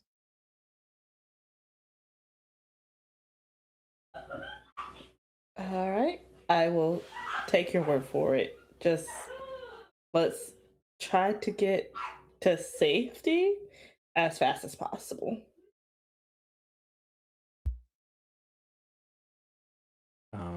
So yeah, I'm gonna start heading towards the tram. Uh just like looking where I'm going, but avoiding eye contact.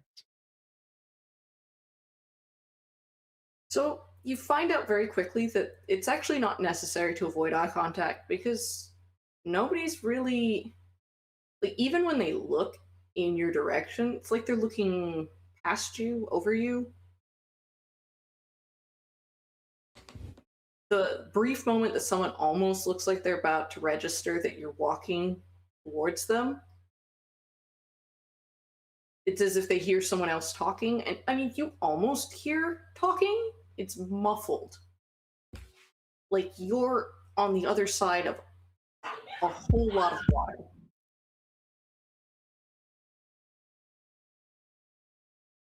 Huh. Okay. And you probably could make out what's being said if you listened, but it's just noise right now. It's the womp womp womp womp womp womp womp womp womp womp. Okay. Yeah. I mean, I was actually wondering about that. I mean, I feel like I shouldn't, but I will try to listen in. All right. I'll leave this up to you if you would rather it be a carelessness, a impatience, or a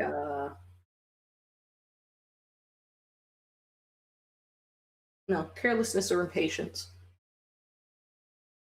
Okay, I'll do carelessness. Uh It is a medium check, by the way. oh. Okay, so can I use my willpower to Yes, re-roll? Is that just like a okay? yes, you can absolutely do that. It will cost you 1 right now to re-roll 2 of those. Okay. Um, if you want to spend another, you could roll all 3, and possibly one of the ones that you re-roll if you don't like its roll. Yeah, I'll just re-roll 1 or 2. Um. Okay, so that is a 2 and 2 sixes. All right, that is enough to succeed. And what you hear after a moment, it's still muffled, but you can make out that they are saying, "It's a shame about integrations.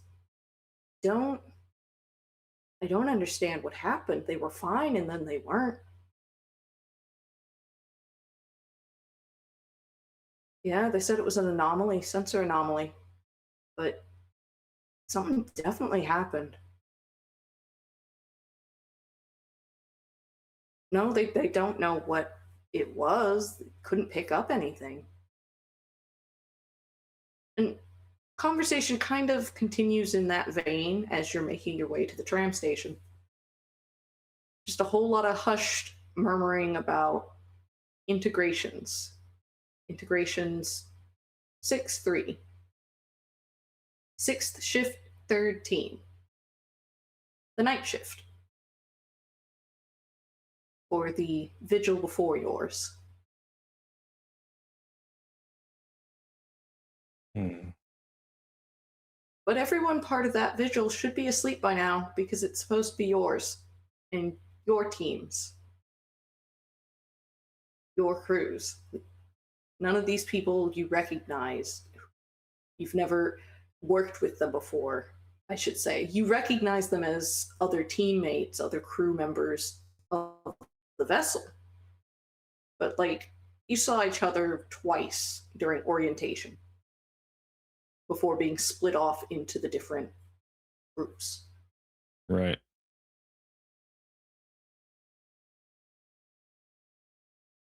Hmm. Okay. I I just say we keep going to the tram. All right. Uh, ha- is I'm gonna do my little check. Is there anything off besides like besides the people's general weirdness of like not acknowledging to new people? Is there anything else that is just off? Like, do I hear camera clicking? Do I see the weird little rust thing, or is like or is it a completely new thing? Roll me carelessness. This is going to be an easy check, actually. Okay.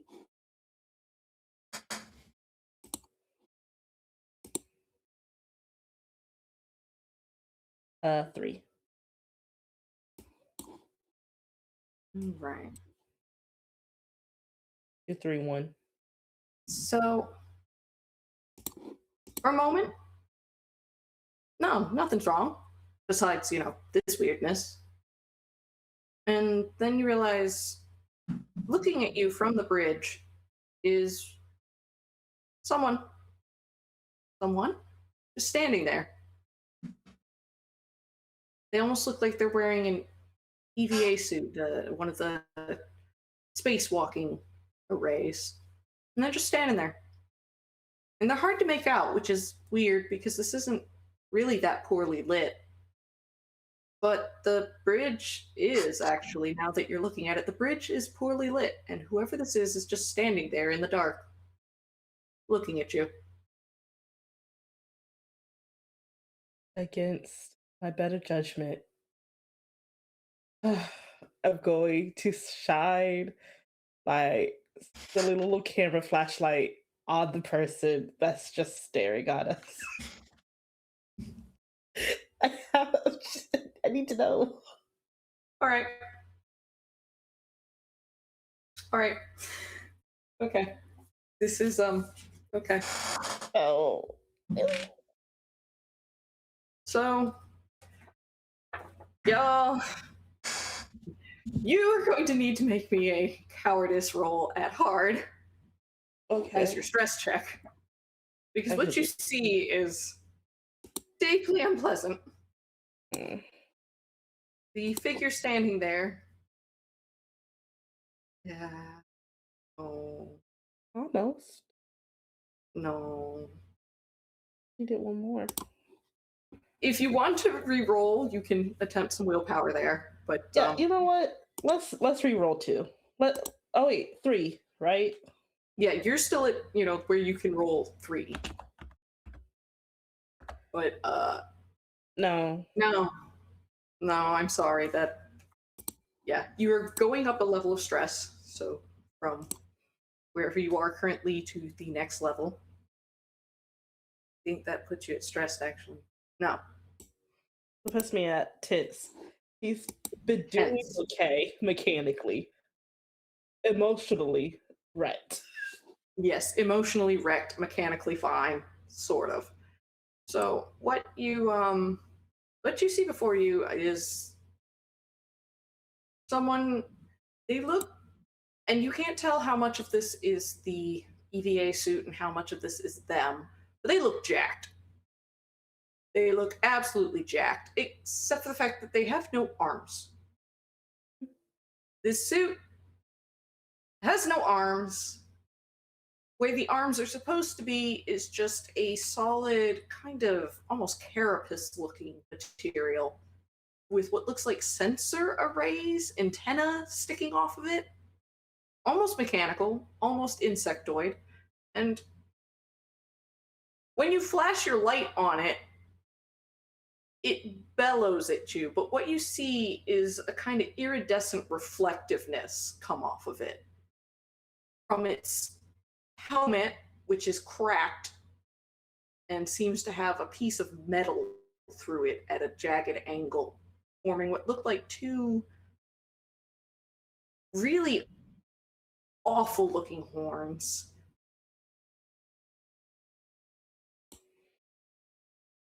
Okay. That's fair. That's fair. You get to take a break from describing the horror. I'm sorry. I think my curiosity.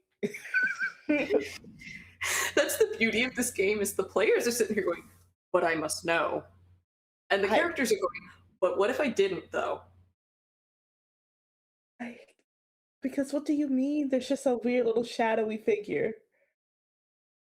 Yeah.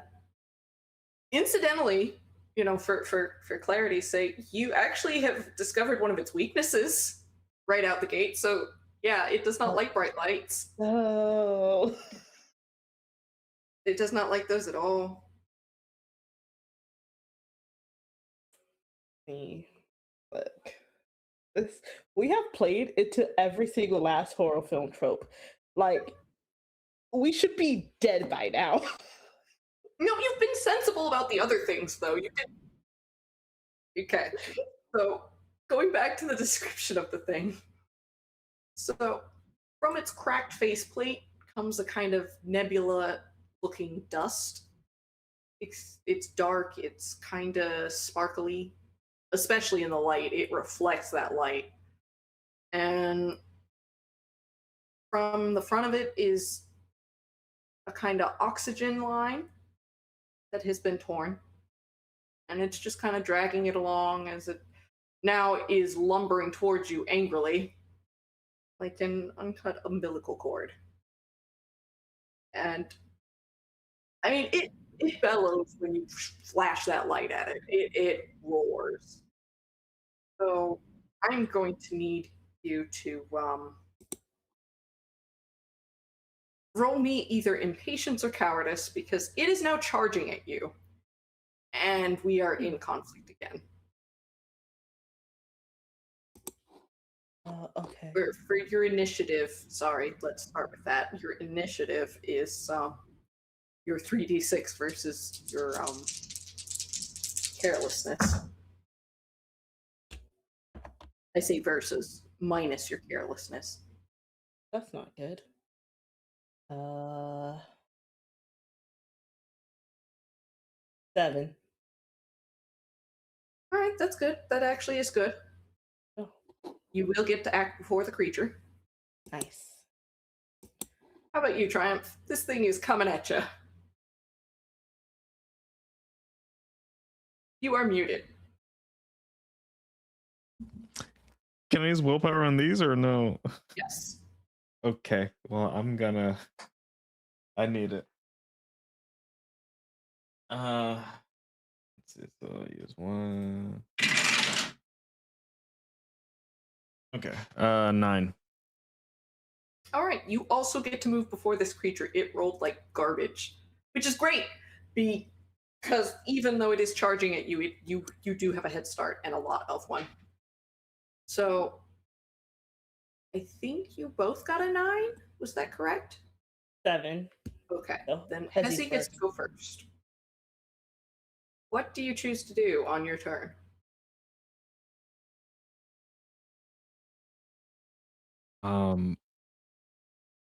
I mean, I I want to get out of here. That's fair. That's very fair. So I don't have a weapon. I can't actually fight this thing.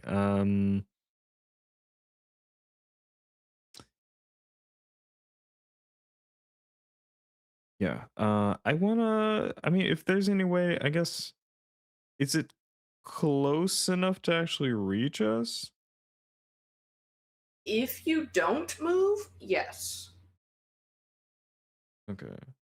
because it is sprinting at you from the bridge, and the atrium is between you and it, so that will slow it down a little bit, but not a whole lot because it looks like it's just going to crash through the trees. Okay. Um, I guess if I can like hinder its movement at all. Uh, Ew. yeah. If Well, there's any how way for would you me to like to like, do that? um, I mean, if there's like, I mean, there's like you chairs mentioned you there can was like finish shove it. benches and stuff. Yeah, that's what I was like. If I could just like throw down like some chairs or benches or something just to like put it in the path.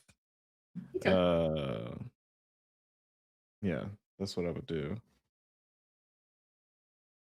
All right. Yeah. Roll me. Roll me clumsiness in this instance.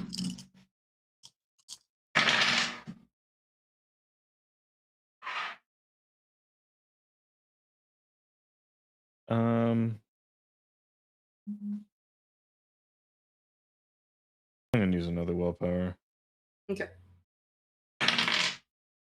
Okay, that's a 4, a 4, and a 6. Excellent. This was a medium difficulty. I'm sorry, I forgot to say. So you are good, I think. Yeah, my Yes. clumsiness is 3. So yeah, you managed to throw down these chairs, and keep in mind any action you take, you can still move up to 2 meters. Like it's not like you're just stationary. Oh, let me throw a thing. Like you are in motion, but you know. Okay. Yeah, then I'll move the 2 meters and throw things down as I'm going. All right, and that is now Connie's turn.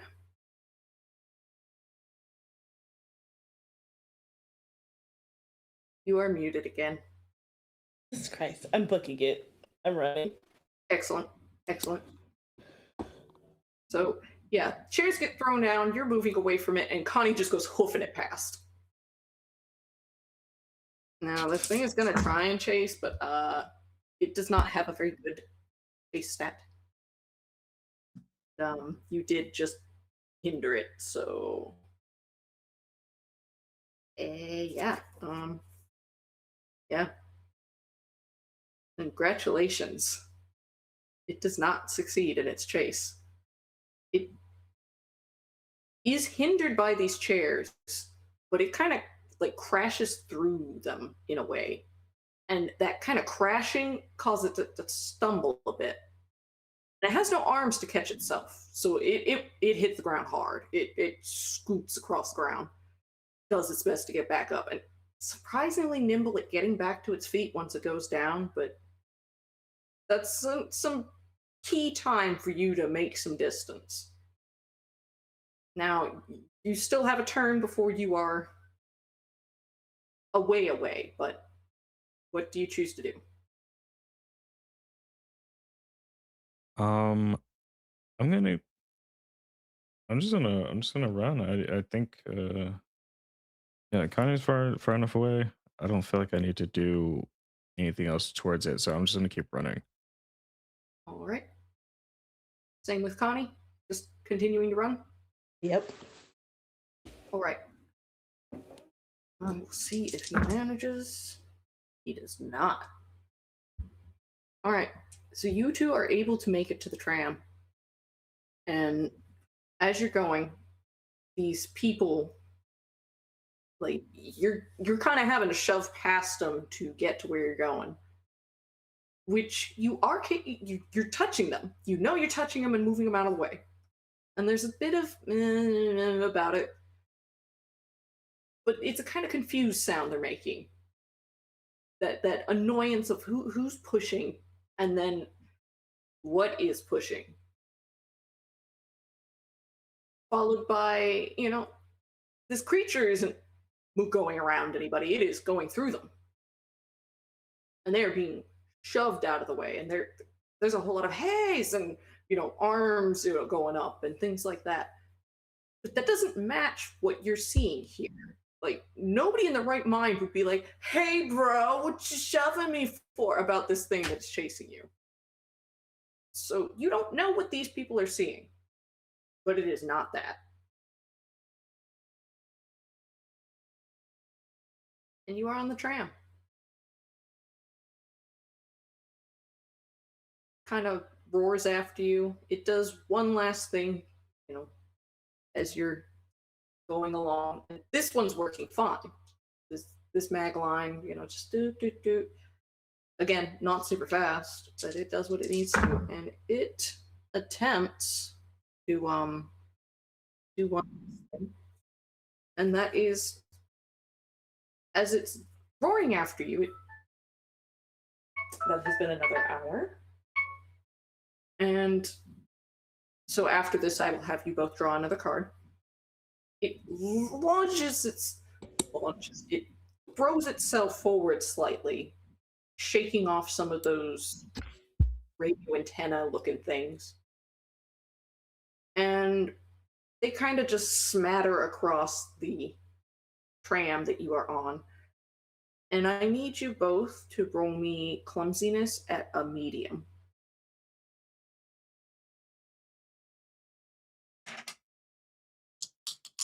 Failure.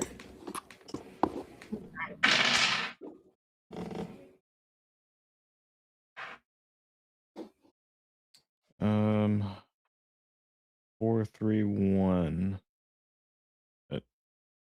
Yeah, out of 3. All right. So, Hezi, you're fine. It cuts a little bit close, digs in, you're fine. You avoid getting hit by this. Connie, you're not so lucky. It doesn't quite hit you, but it does take a deep gouge across your arm. And as it does, I need you to take 3 segments of damage. And this is not from a major injury, mind. This is a series of 3 minor injuries as you realize it's splintered. Whatever it just threw at you carved a deep gouge, and as it hit, it did one of those. And you're bleeding now. Okay, cool. But worse, you are rattled. Yeah, that makes sense. As the realization hits that this thing could have hit dead on. somehow it can aim. It just didn't want to. Nice. Okay. So you are now suffering the rattled condition. So you are going to be at a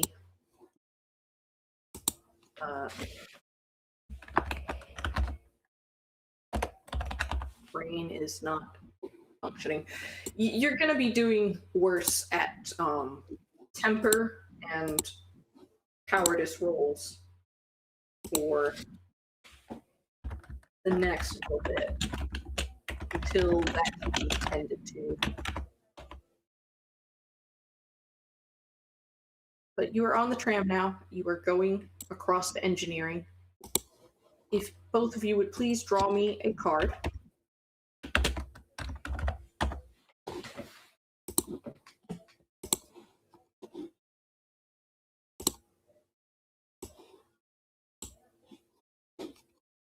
Very nice, very nice. All right. So, and you may now both make an attempt to calm down because tram's quiet. It's quiet. You can try and tend to injuries. You can again try and get your bearings, but this is all kinds of wrong.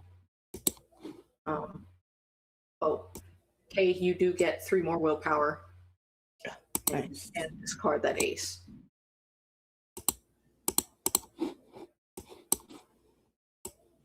And I think that might actually be a good point to go to break.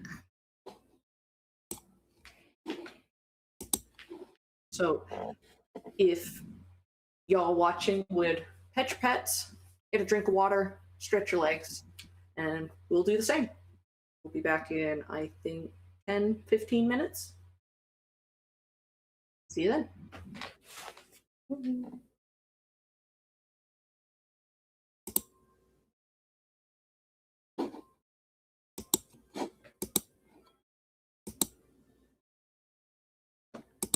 All right, Damage, are we out? Hey, what's the word, blurs and nerds? It's your 40-something non-binary boy, Mark J, coming to you live from right outside the nation's occupied capital. Welcome to Apocalyptic Unlimited presents Harlem Renaissance Forever, this year's Black History Month TTRPG fundraiser.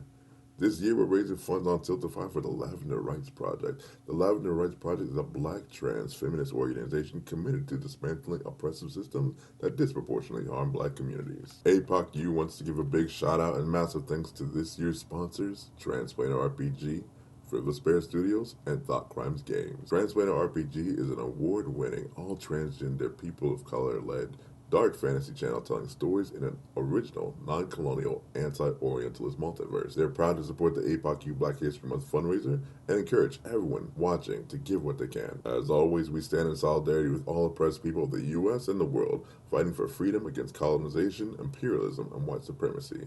Free Sudan, free DRC, and free Palestine. Frivolous Bear Studios is a game company dedicated to telling untold stories and amplifying marginalized voices. Their first game, The Home We Remember, is an introspective, lyric role-playing game that uses tarot cards to explore your character's memories. Hey, what's the word, blurs and nerds? It's your 40-something non-binary boy, Mark J, coming to you live from right outside the nation's occupied capital. Welcome to Apocalyptic Unlimited presents Harlem Renaissance Forever, this year's Black History Month TTRPG fundraiser. This year, we're raising funds on Tiltify for the Lavender Rights Project. The Lavender Rights Project is a black trans feminist organization committed to dismantling oppressive systems that disproportionately harm black communities. APOC-U wants to give a big shout out and massive thanks to this year's sponsors, Transplaner RPG, Frivolous Bear Studios, and Thought Crimes Games. Transplaner RPG is an award-winning, all-transgender, people of color-led dark fantasy channel telling stories in an original, non-colonial, anti-Orientalist multiverse. They're proud to support the APOC Black History Month fundraiser and encourage everyone watching to give what they can. As always, we stand in solidarity with all oppressed people of the U.S. and the world, fighting for freedom against colonization, imperialism, and white supremacy. Free Sudan, free DRC, and free Palestine. Fearless Bear Studios is a game company dedicated to telling untold stories and amplifying marginalized voices. Their first game, The Home We Remember, is an introspective, lyric role-playing game that uses tarot cards to explore your character's memories and their relationships to a community hit by tragedy. Produced in collaboration with Tender Vision Studios, The Home We Remember was lovingly crafted by a team of majority queer, trans, and racialized storytellers. Visit frivolousbear.com to get your copy today. And last but certainly not least, a special shout out to our third and final sponsor, Quinn Murphy of Thought Crimes Games, the makers of Griot Anthology. The Griot Anthology is a zine celebrating the brilliant work of Black TTRPG game designers, utilizing the powerful medium roleplay. This anthology holds space for intersectional Blackness in the past, present, and future, giving us the opportunity to tell our own unique stories and share our unique perspectives. Go to the website itch.io and search for Griot Anthology to pick up a copy today.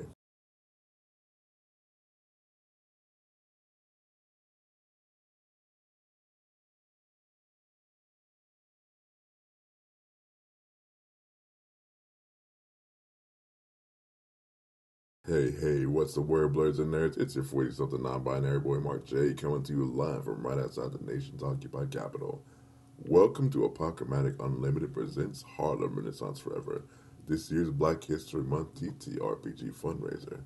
This year we're raising funds on Tiltify for the Lavender Rights Project. The Lavender Rights Project is a Black trans feminist organization committed to dismantling oppressive systems that disproportionately harm Black communities. APOC wants to give a big shout out and massive thanks to this year's sponsors, Transplaner RPG, Frivolous Bear Studios, and Thought Crimes Games. Transplaner RPG is an award-winning, all-transgender, people of color-led dark fantasy channel telling stories in an original, non-colonial, anti-Orientalist multiverse. They're proud to support the APOC Black History Month fundraiser and encourage everyone watching to give what they can. As always, we stand in solidarity with all oppressed people of the U.S. and the world, fighting for freedom against colonization, imperialism, and white supremacy. Free Sudan, free DRC, and free Palestine. Fearless Bear Studios is a game company dedicated to telling untold stories and amplifying marginalized voices. Their first game, The Home We Remember, is an introspective, lyric role-playing game that uses tarot cards to explore your character's memories and their relationships to a community hit by tragedy. Produced in collaboration with Tender Vision Studios, The Home We Remember was lovingly crafted by a team of majority queer, trans, and racialized storytellers. Visit frivolousbear.com to get your copy today. And last but certainly not least, a special shout out to our third and final sponsor, Quinn Murphy of Thought Crimes Games, the makers of Griot Anthology. The Griot Anthology is a zine celebrating the brilliant work of Black TTRPG game designers, utilizing the powerful medium roleplay. This anthology holds space for intersectional Blackness in the past, present, and future, giving us the opportunity to tell our own unique stories and share our unique perspectives. Go to the website itch.io and search for Griot Anthology to pick up a copy today.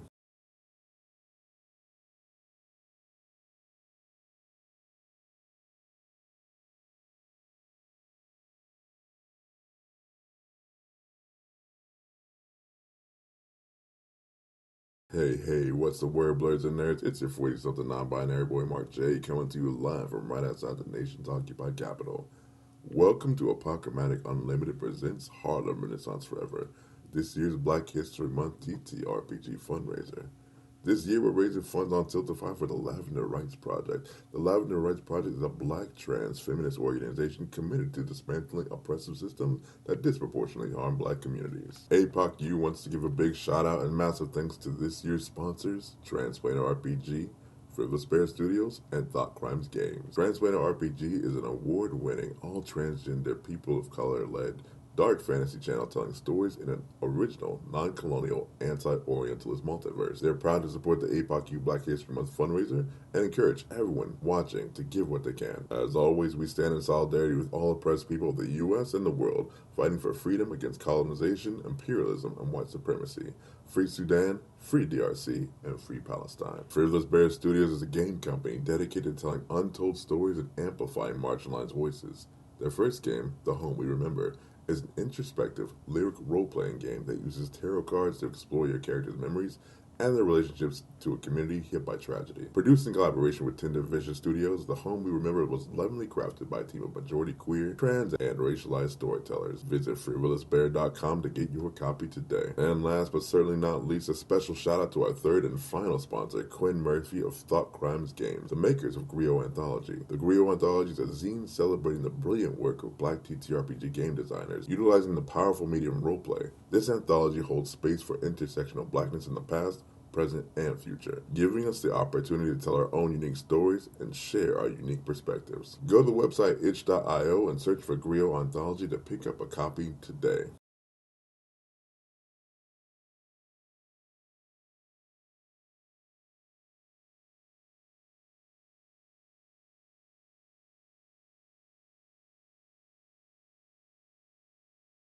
Hey, what's the word, blurs and nerds? It's your 40-something non-binary boy, Mark J, coming to you live from right outside the nation's occupied capital.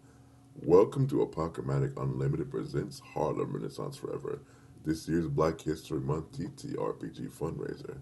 This year, we're raising funds on Tiltify for the Lavender Rights Project. The Lavender Rights Project is a Black trans feminist organization committed to dismantling oppressive systems that disproportionately harm Black communities. APOC-U wants to give a big shout out and massive thanks to this year's sponsors, Transplaner RPG, Frivolous Bear Studios, and Thought Crimes Games. Transplaner RPG is an award-winning, all-transgender, people of color-led dark fantasy channel telling stories in an original, non-colonial, anti-Orientalist multiverse. They're proud to support the APOC-U Black History Month fundraiser and encourage everyone watching to give what they can. As always, we stand in solidarity with all oppressed people of the U.S. and the world, fighting for freedom against colonization, imperialism, and white supremacy. Free Sudan, free DRC, and free Palestine. Frivolous Bear Studios is a game company dedicated to telling untold stories and amplifying marginalized voices.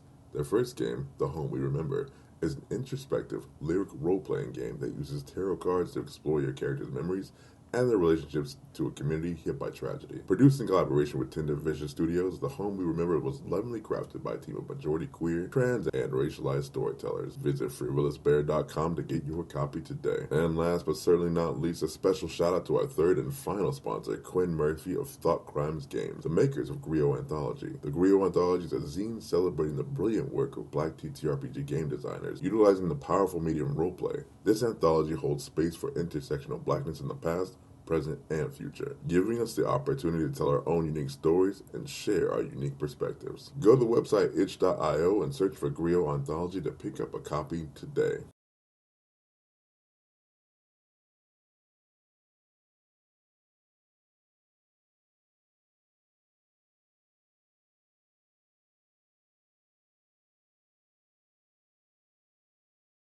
Hey, what's the word, blurs and nerds? It's your 40-something non-binary boy, Mark J, coming to you live from right outside the nation's occupied capital. Welcome to Apocalyptic Unlimited presents Harlem Renaissance Forever, this year's Black History Month TTRPG fundraiser. This year, we're raising funds on Tiltify for the Lavender Rights Project. The Lavender Rights Project is a Black trans feminist organization committed to dismantling oppressive systems that disproportionately harm Black communities. APOC-U wants to give a big shout out and massive thanks to this year's sponsors, Transplaner RPG, Frivolous Bear Studios, and Thought Crimes Games. Transplaner RPG is an award-winning, all-transgender, people of color-led dark fantasy channel telling stories in an original, non-colonial, anti-Orientalist multiverse. They're proud to support the APOC-U Black History Month fundraiser and encourage everyone watching to give what they can. As always, we stand in solidarity with all oppressed people of the U.S. and the world, fighting for freedom against colonization, imperialism, and white supremacy. Free Sudan, free DRC, and free Palestine. Frivolous Bear Studios is a game company dedicated to telling untold stories and amplifying marginalized voices. Their first game, The Home We Remember, is an introspective, lyric role-playing game that uses tarot cards to explore your character's memories and their relationships to a community hit by tragedy. Produced in collaboration with Tender Vision Studios, The Home We Remember was lovingly crafted by a team of majority queer, trans, and racialized storytellers. Visit frivolousbear.com to get your copy today. And last but certainly not least, a special shout out to our third and final sponsor, Quinn Murphy of Thought Crimes Games, the makers of Griot Anthology. The Griot Anthology is a zine celebrating the brilliant work of Black TTRPG game designers, utilizing the powerful medium roleplay. This anthology holds space for intersectional Blackness in the past, present, and future, giving us the opportunity to tell our own unique stories and share our unique perspectives. Go to the website itch.io and search for Griot Anthology to pick up a copy today.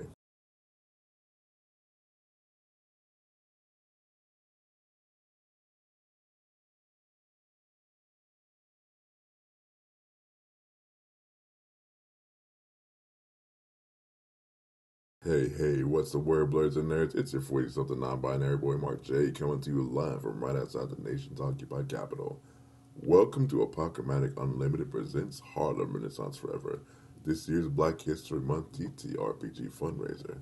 This year, we're raising funds on Tiltify for the Lavender Rights Project. The Lavender Rights Project is a black trans feminist organization committed to dismantling oppressive systems that disproportionately harm black communities. APOC-U wants to give a big shout out and massive thanks to this year's sponsors, Transplanar RPG, Frivolous Bear Studios, and Thought Crimes Games. Transplanar RPG is an award-winning, all-transgender, people of color-led dark fantasy channel telling stories in an original, non-colonial, anti-Orientalist multiverse. They're proud to support the APOC-U Black History Month fundraiser and encourage everyone watching to give what they can. As always, we stand in solidarity with all oppressed people of the U.S. and the world, fighting for freedom against colonization, imperialism, and white supremacy.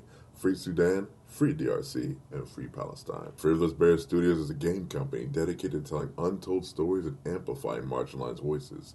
Their first game, The Home We Remember, is an introspective, lyric role-playing game that uses tarot cards to explore your character's memories and their relationships to a community hit by tragedy. Produced in collaboration with Tinder Vision Studios, The Home We Remember was lovingly crafted by a team of majority queer, trans, and racialized storytellers. Visit frivolousbear.com to get your copy today. And last but certainly not least, a special shout out to our third and final sponsor, Quinn Murphy of Thought Crimes Games, the makers of Griot Anthology. The Griot Anthology is a zine celebrating the brilliant work of black TTRPG game designers, utilizing the powerful medium roleplay. This anthology holds space for intersectional blackness in the past, present, and future, giving us the opportunity to tell our own unique stories and share our unique perspectives. Go to the website itch.io and search for Griot Anthology to pick up a copy today.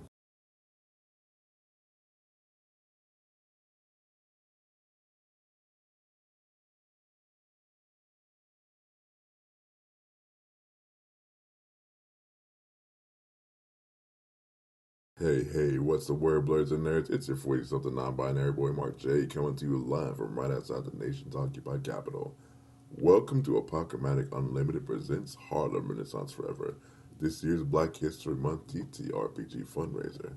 This year, we're raising funds on Tiltify for the Lavender Rights Project. The Lavender Rights Project is a black trans feminist organization committed to dismantling oppressive systems that disproportionately harm black communities. APOC-U wants to give a big shout out and massive thanks to this year's sponsors, Transplanar RPG, Frivolous Bear Studios, and Thought Crimes Games. Transplanar RPG is an award-winning, all-transgender, people of color-led dark fantasy channel telling stories in an original, non-colonial, anti-Orientalist multiverse. They're proud to support the APOC-U Black History Month fundraiser and encourage everyone watching to give what they can. As always, we stand in solidarity with all oppressed people of the U.S. and the world, fighting for freedom against colonization, imperialism, and white supremacy.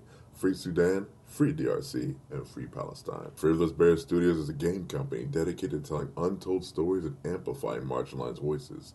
Their first game, The Home We Remember, is an introspective, lyric role-playing game that uses tarot cards to explore your character's memories and their relationships to a community hit by tragedy. Produced in collaboration with Tinder Vision Studios, The Home We Remember was lovingly crafted by a team of majority queer, trans, and racialized storytellers. Visit frivolousbear.com to get your copy today. And last but certainly not least, a special shout out to our third and final sponsor, Quinn Murphy of Thought Crimes Games, the makers of Griot Anthology. The Griot Anthology is a zine celebrating the brilliant work of black TTRPG game designers, utilizing the powerful medium roleplay. This anthology holds space for intersectional blackness in the past, present, and future, giving us the opportunity to tell our own unique stories and share our unique perspectives. Go to the website itch.io and search for Griot Anthology to pick up a copy today.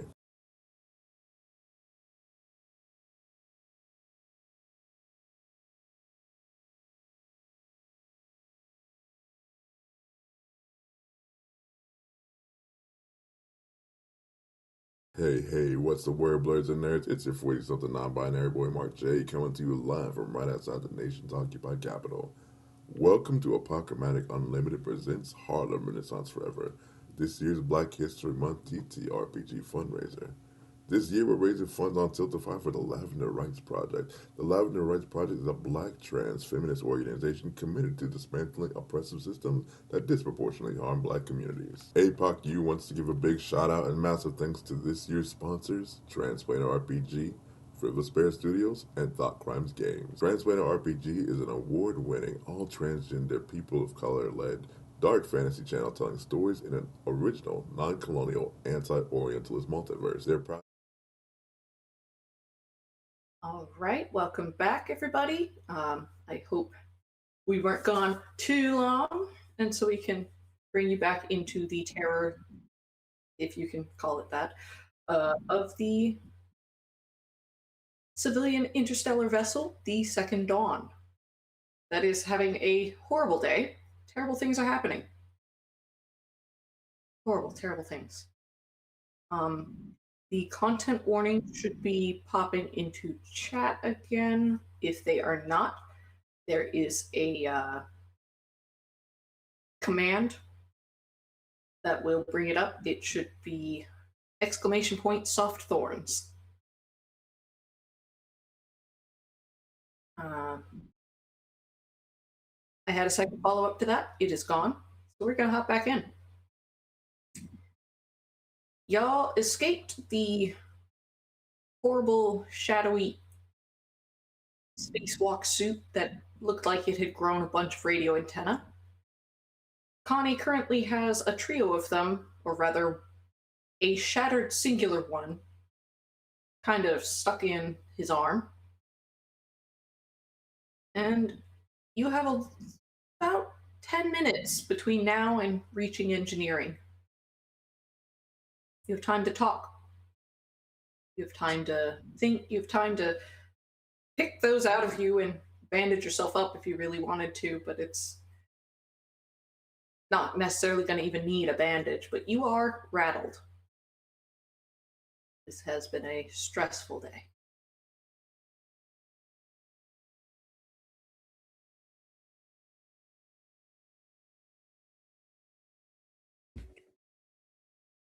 Connie's just trying to I think this is maybe not the first time, but it's very much so active kind of panic now of you can kind of just see the thought process of, oh, that thing could have killed me. Oh my god, I could have died. I need to fix this. I need to kind of like that. A spiral is happening.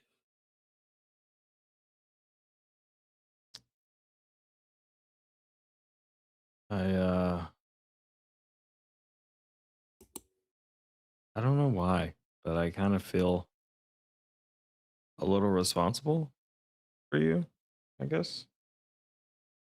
I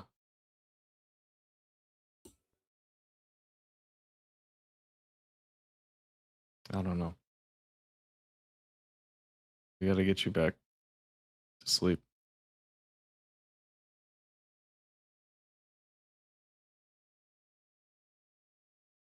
I think this is bigger than going back to sleep at this point, because something's very wrong on the ship, and I do not feel comfortable with the idea of going back to sleep and you are still awake and dealing with this.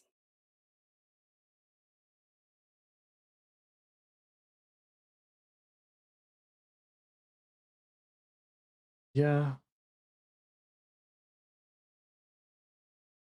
I don't know. I guess I just feel like I don't know. I feel like I've caused a lot of trouble, and maybe maybe I should clean up the mess for once. How have you caused trouble right now? You have not caused any trouble.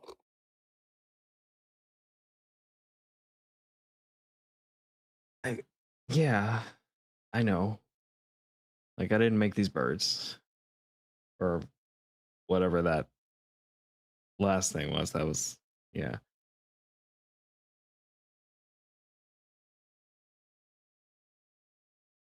Let's see. We you're you're talking as if it's all going to end horribly. It's not. It's bad right now, but we'll make it through. You are not at fault. So if it's not about this, he kind of just like gestures to the whole thing. What are you talking about?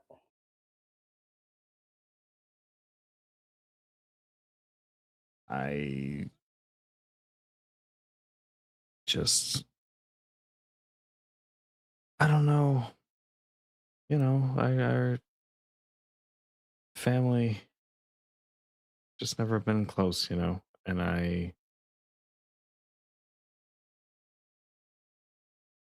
kind of feel like I was part of the problem, I guess. As you were a child. That's not your fault. Like what are we supposed I mean, we were kids. Yeah. People should have been taking care of us and they I mean, not that they weren't like they did the best that they could, but I mean, you can't you can't feel you can't hold any guilt for that. I mean, I guess now because we're adults and like, yeah, maybe we should have been so silly and petty and everything, but not for when we were kids. Not for that.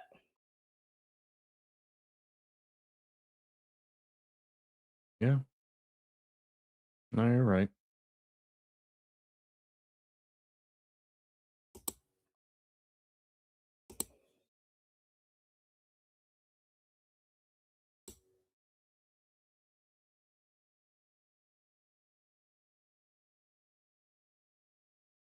Do me a favor. Both of you may discard one of your cards. And Hezi may actually discard one of his Haunt Suite cards if you would like him to do so, Triumph. Because I feel like that was a pretty community driven moment.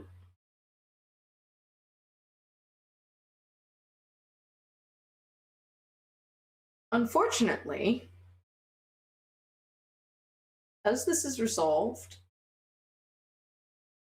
this surprisingly wholesome moment in a moment of abject horror about what has unfolded around you today.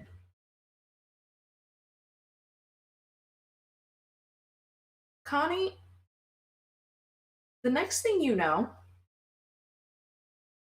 you are alone on this tram.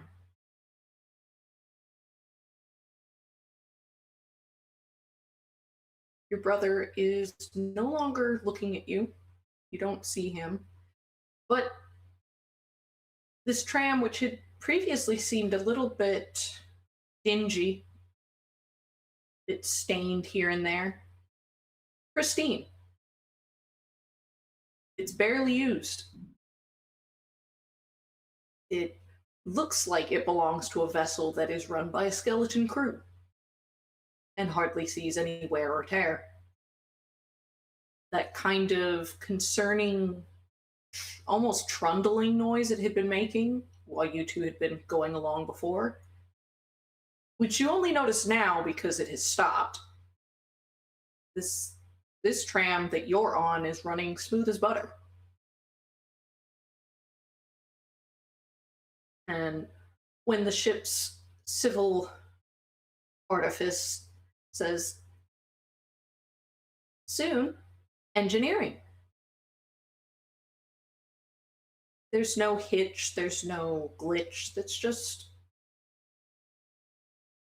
standard business as usual. Now, Hezzy, your brother just disappeared after both of you acknowledged that you can't be held accountable for the things you did as young children in regards to not acting like adults.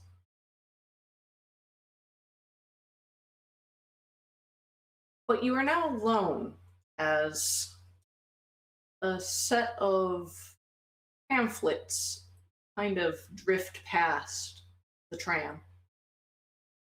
Papers, paperwork. Some of them are numbers, business, finances. Some of these finances are in shambles, but you're not an accountant, so that's not your problem.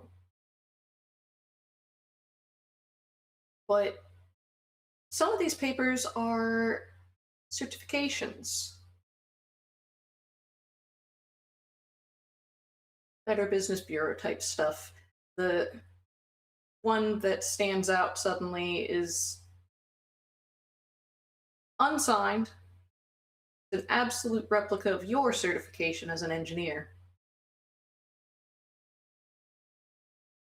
But there's no signature on it, which yours definitely has. There's no stamp on it, which yours certainly has. And it drifts away harmlessly down below the cryo shielding that protects the innermost workings of this vessel.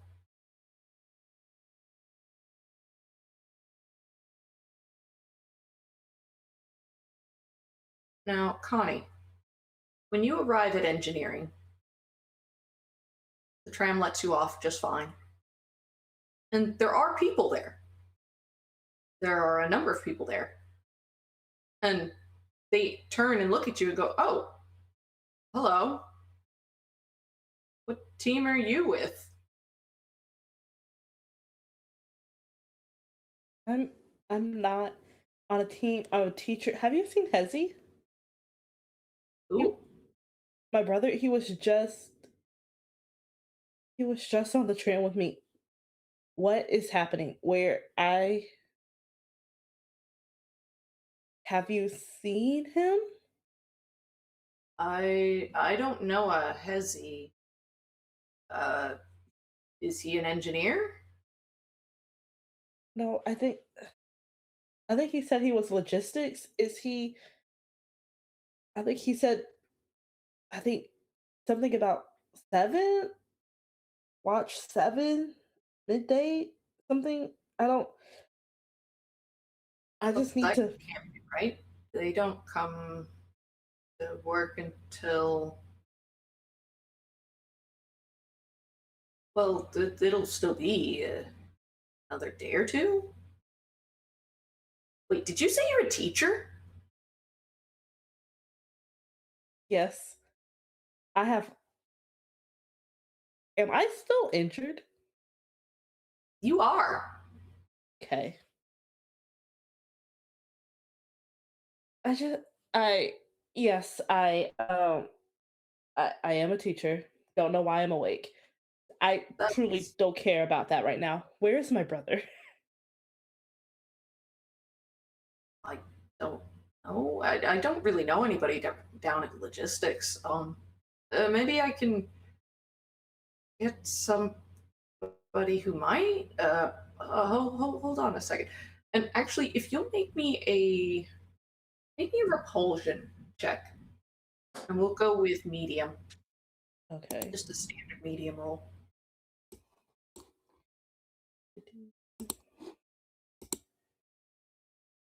It's a 2. I mean, my thing is a 1, so it's great. Oh, this works. This works. It does take a little bit of back and forth, not just with this crew member, but with a few other people down here in engineering. But you do work out that, yeah, according to their clocks, The time is still a few hours out from the shift change, which is strange because they were tracking it being a few days out, and well, wait, hang on. Well, that can't be right. There's a whole lot of conflicting information coming your way. They do manage to get in contact with the individual who called down to stasis earlier, or rather, where he's supposed to be, which is apparently up in the bridge. But the person who answers is someone who goes by Shawm, last name Shawm. True Femme is their title because that was something they were testing out. They were like, hey, you're a crew member, but you don't have a specific role. But we want you to feel included. So if you want to jazz it up a bit, go ahead. So they went with Crew Femme Shaw. And so this individual is talking with you, but they haven't seen the systems engineer since their last shift. They were relieved from duty. There was a situation down in integration. It was a lot. And no one's really seen him since.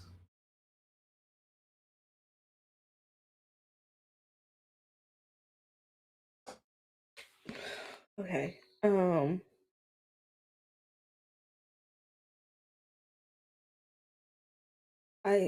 I just need someone. Okay, so where he was down, Yamake was down in integrations. Well, he was supposed to be up here in the bridge doing his job, which is kind of coordinating. But it happened. There were some deaths, and we don't know what caused them. I'm sorry. Back up. What do you mean there were some deaths? That sounds like multiple.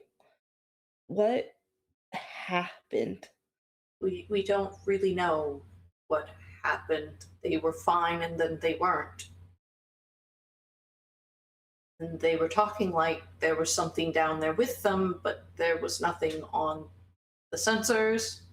Did they describe, like, I don't know, for example, some birds, or like, I don't know, a weird armless man with like a pole sticking out of his head that looked like horns, or I don't know. No, but they didn't really have a chance to describe anything. There was a surge of some kind, and the communications, it was static and there was noise, and we really couldn't make out what was being said. Do you have cameras down there? Yes. Did you check the cameras? Yes. None of it makes sense. Trust when I say we've tried to make sense of it.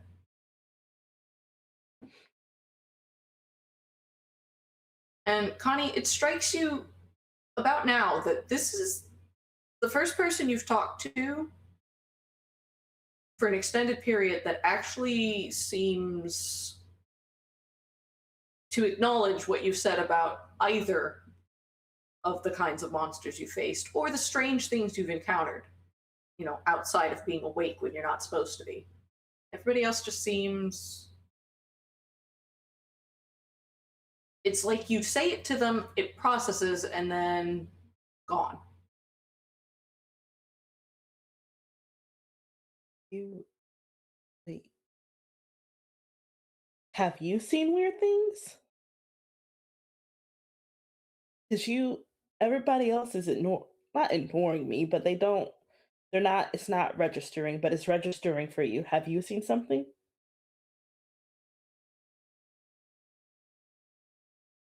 I didn't see anything, but my partner was down in integrations. Tried to tried to tell us what was happening, and we just don't know what he said. And then he was gone. And you actually rolled well enough. I'll give you this one too. That is a lie. That is a lie. Some portion of what was said, they just don't want to share. Okay. I understand. I am not a part of your crew. I am not even supposed to be awake. But clearly, things are happening on this ship because one of those things attacked me and attacked my brother. And I just want to figure out what's going on. So I need you to tell me what is going, like, just tell me what happened.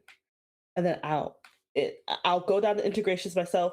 You can stay up here and be safe, but I need more information so I can figure out what's going on.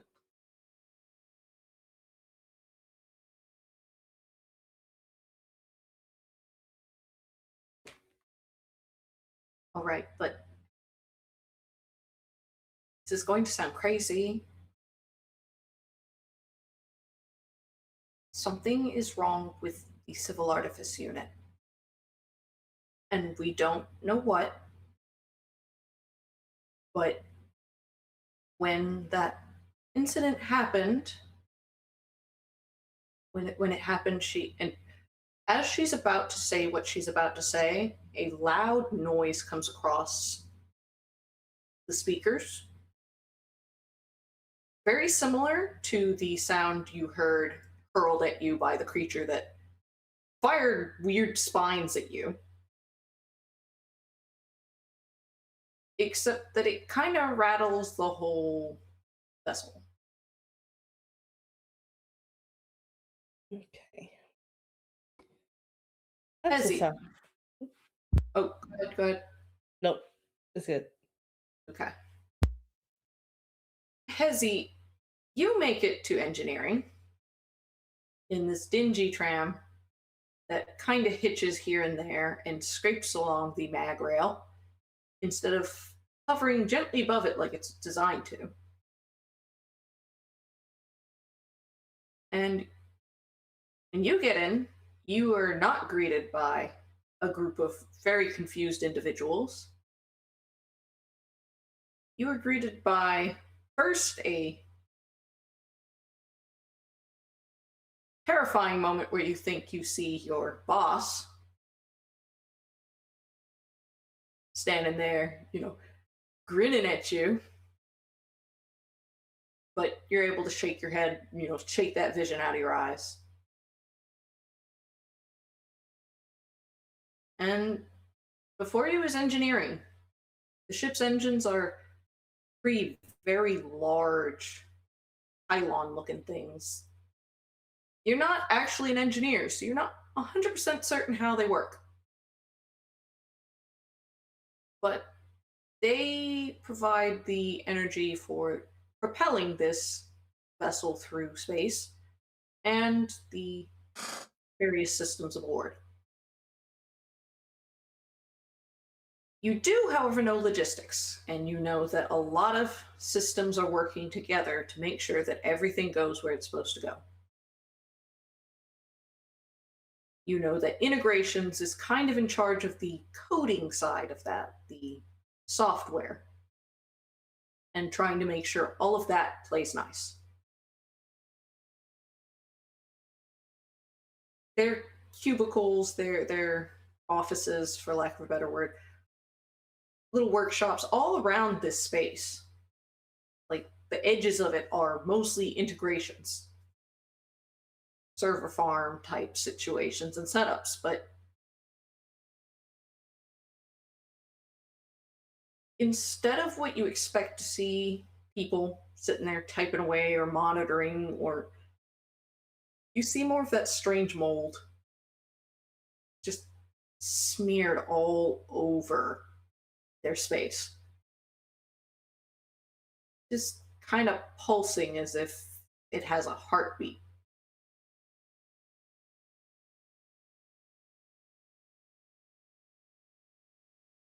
It makes no attempt to come at you. It's just there. Okay. Uh, and I don't see a single person. Not when you first walk in. If you'll make me a carelessness check, Sure. this is a medium difficulty. Okay. So medium would be a 3. All right. Yep, that is enough. It takes a moment, but you do see, well, you see their legs anyway, kind of underneath one of the server stacks. Not under, like there's a gap that they're in. Hmm. Whatever Uh, they're up to, they're doing so as quietly as possible. I, like I, at like a loud whisper, I say, "Hello."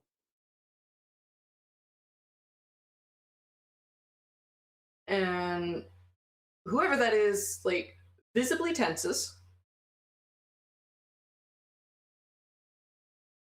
pulls their legs into the gap, and kind of ducks their head out from underneath. And I'm just going to say they're ethnically confusing. We're not going to assign an ethnicity to this person. Just kind of squinting at you, grumpily, masculine presenting. Just who are you supposed to be? Uh, I'm Hezi from logistics. Who are you? You called up here earlier.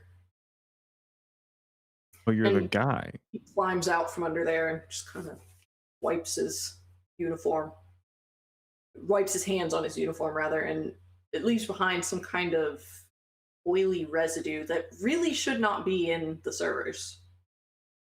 So whatever it is concerning.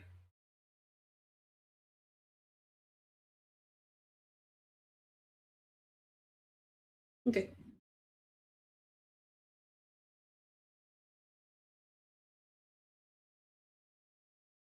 Uh, My brain just like short circuited there for a second.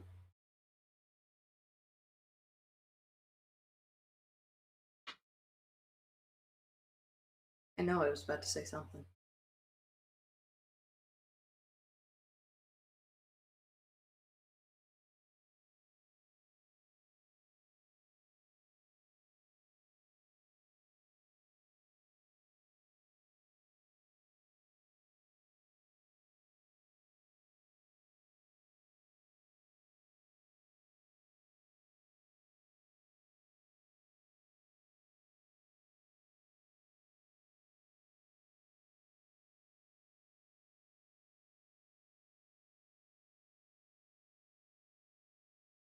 Yep, I don't remember what it was.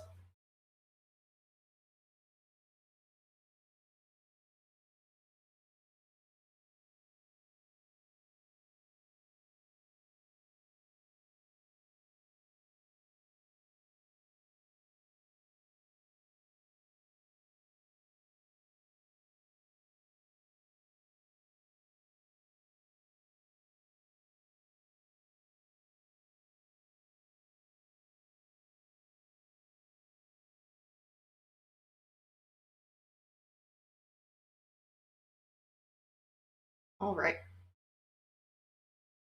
Oh, where did I leave off? I don't remember. Ezzy has met the systems engineer Yamake, and that is about as much as I recall. I'm sorry. That's fine. Um, so, uh, what happened? Because I'm not supposed to be awake right now. And you're not supposed to be alone. Nope. Also, can't confirm that you're not supposed to be awake right now, because I don't actually know what time it is. You calling up brought that to my attention. Ship's haunted. Ship's haunted. Yeah. Yeah, I've kind of gleaned that it saw some things that weren't supposed to be there. So Like, I mean, that is nasty. And I don't know what it is.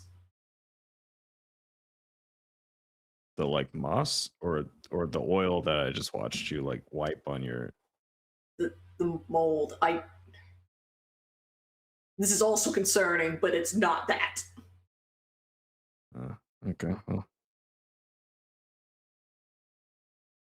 Yeah, don't touch that stuff. Don't let it touch you. It definitely eats people. it tried to grab me earlier today, so it has hands. It slows shit so it can stay over there. It's fine. You asked what happened. I'm trying to piece that together for a bit. That there was a sensor anomaly that. So let me back up. About 8 days ago, we were back on Earth. 8 days. There's this weird disruption that happens to one of the sensors. Sits there, makes a fuss like it's tripped a breaker or something, which it can't do because there isn't a breaker to trip. My subordinates, we look into it. We call down here, try and figure out if they can see what's making the sensor lose its mind. No answer. No answer. So we wait. We get no answer until Crew Fem Sham calls down to their hubby, and he tries to tell us what's happening. It's just static. Except when we play it back after I've sent them to the damn medics, there is something. And he's telling us, don't send anyone down here, because it's bad. Whatever it was killed them, and they knew it was happening the whole time. So I've been trying to figure that out ever since. And then I started noticing that fewer people on shift. I thought maybe they were just shirking, right? Except they're not. They're not shirking. And there's things hunting people. And Auspice is losing her mind in real time. Yeah. Oh shit, did she wake you up? You know, I was wondering if it was an automated thing. It's on a Sounds timer. like it was. It's on a timer. It's not supposed to be able to be overridden except in certain circumstances, and that requires medical or engineering sign off. And neither of those happened, right? Like, it would be logged if that happened. Yeah. And he kind of goes and starts trying to get into one of the consoles, and it's mostly just throwing errors at him.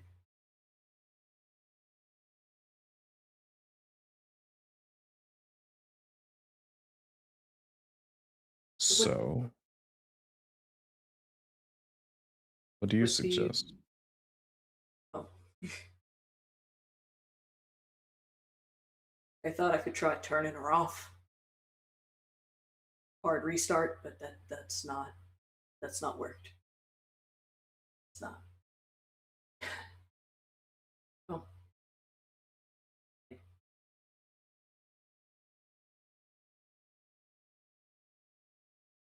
How much do you know about the commission of this vessel?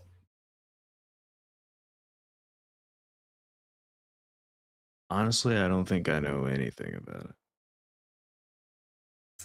Buckle up because you're about to.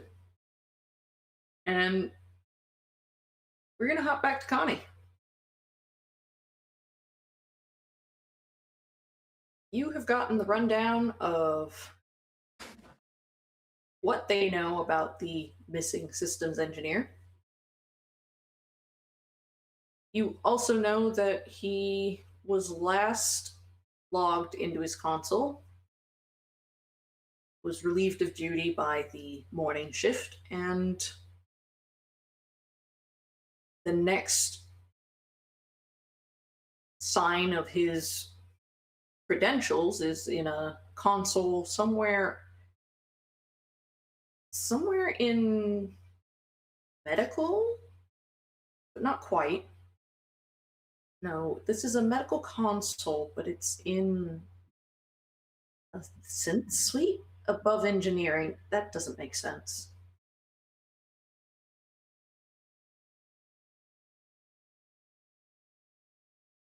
And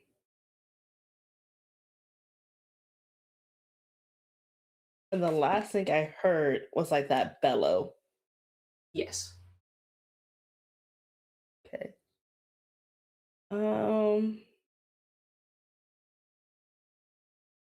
Right. I think he's gonna go with. He's gonna go to the last known location,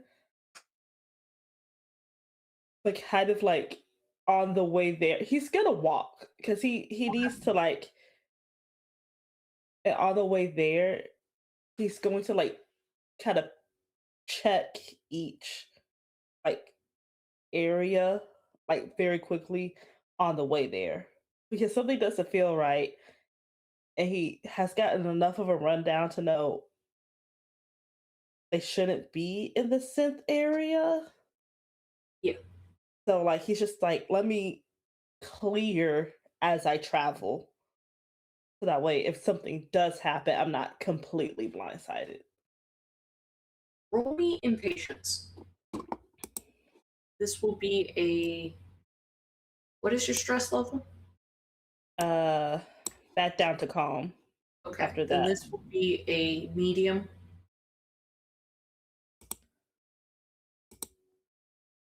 Right. Okay. Okay. Oh. It's tough on the one hand because being this thorough is slow, and slow means that's time spent not looking for your brother. Right. So part of you wants to rush this, to force yourself ahead quicker. But you take your time. And in each of these areas, you start noticing small things that are just off. And this whole time, Crew Femsham is trying to kind of walk you through, / talk you through over the comms. Because they gave you a portable communication system to go hopefully get eyes on some of this stuff they've been noticing. And they're talking you through, hey, you're now entering this area, and soon you'll be doing these things. And they're doing it over this walkie-talkie, for lack of a better word. It's not part of the ship's main communication array.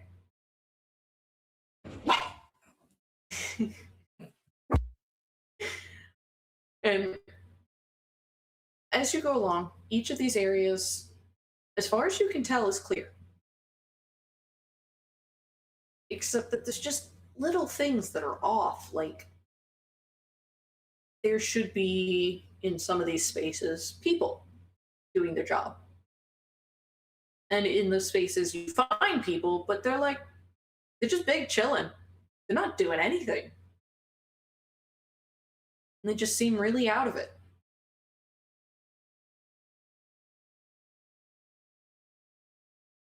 And,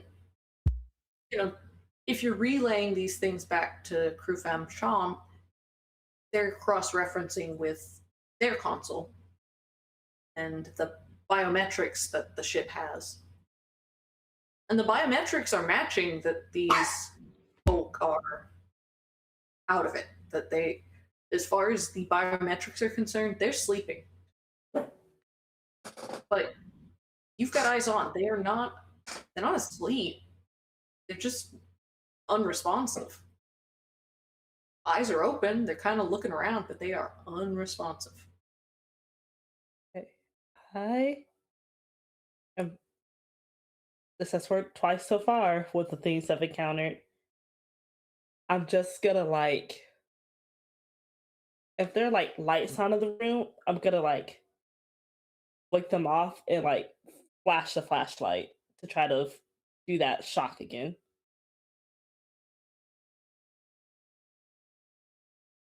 So in flipping the lights off,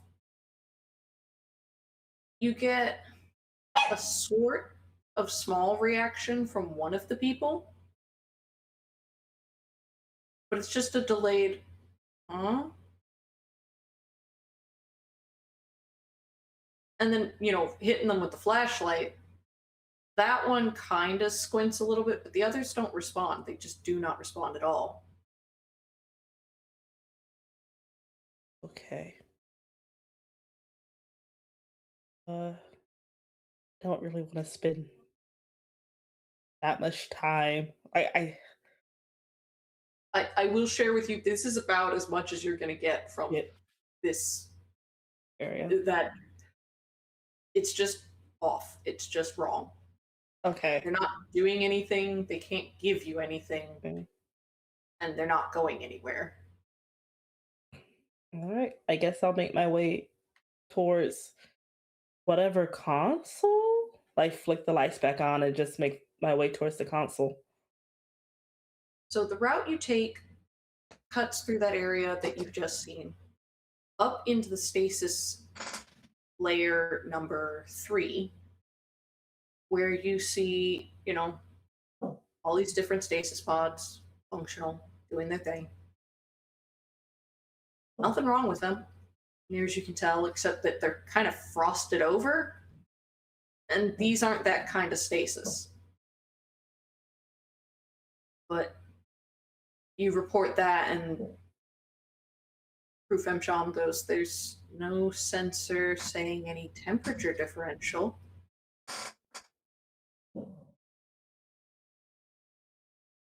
And you make it to that console in that synth area.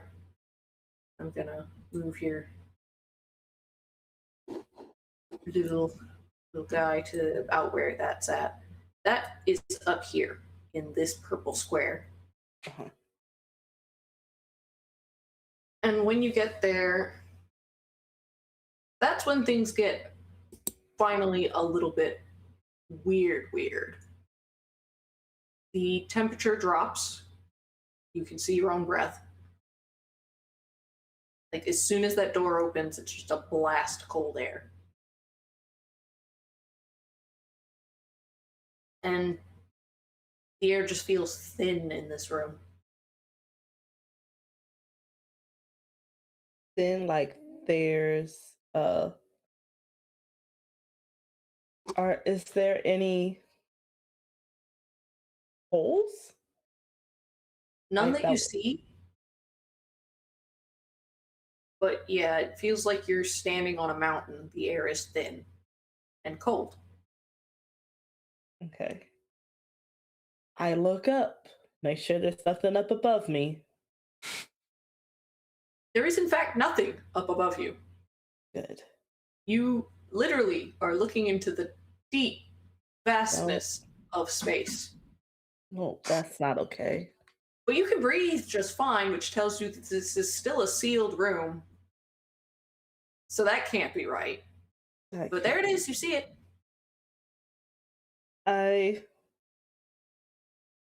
Can I relay that information and does it go out? Roll me an ignorance check. And this is going to be at medium.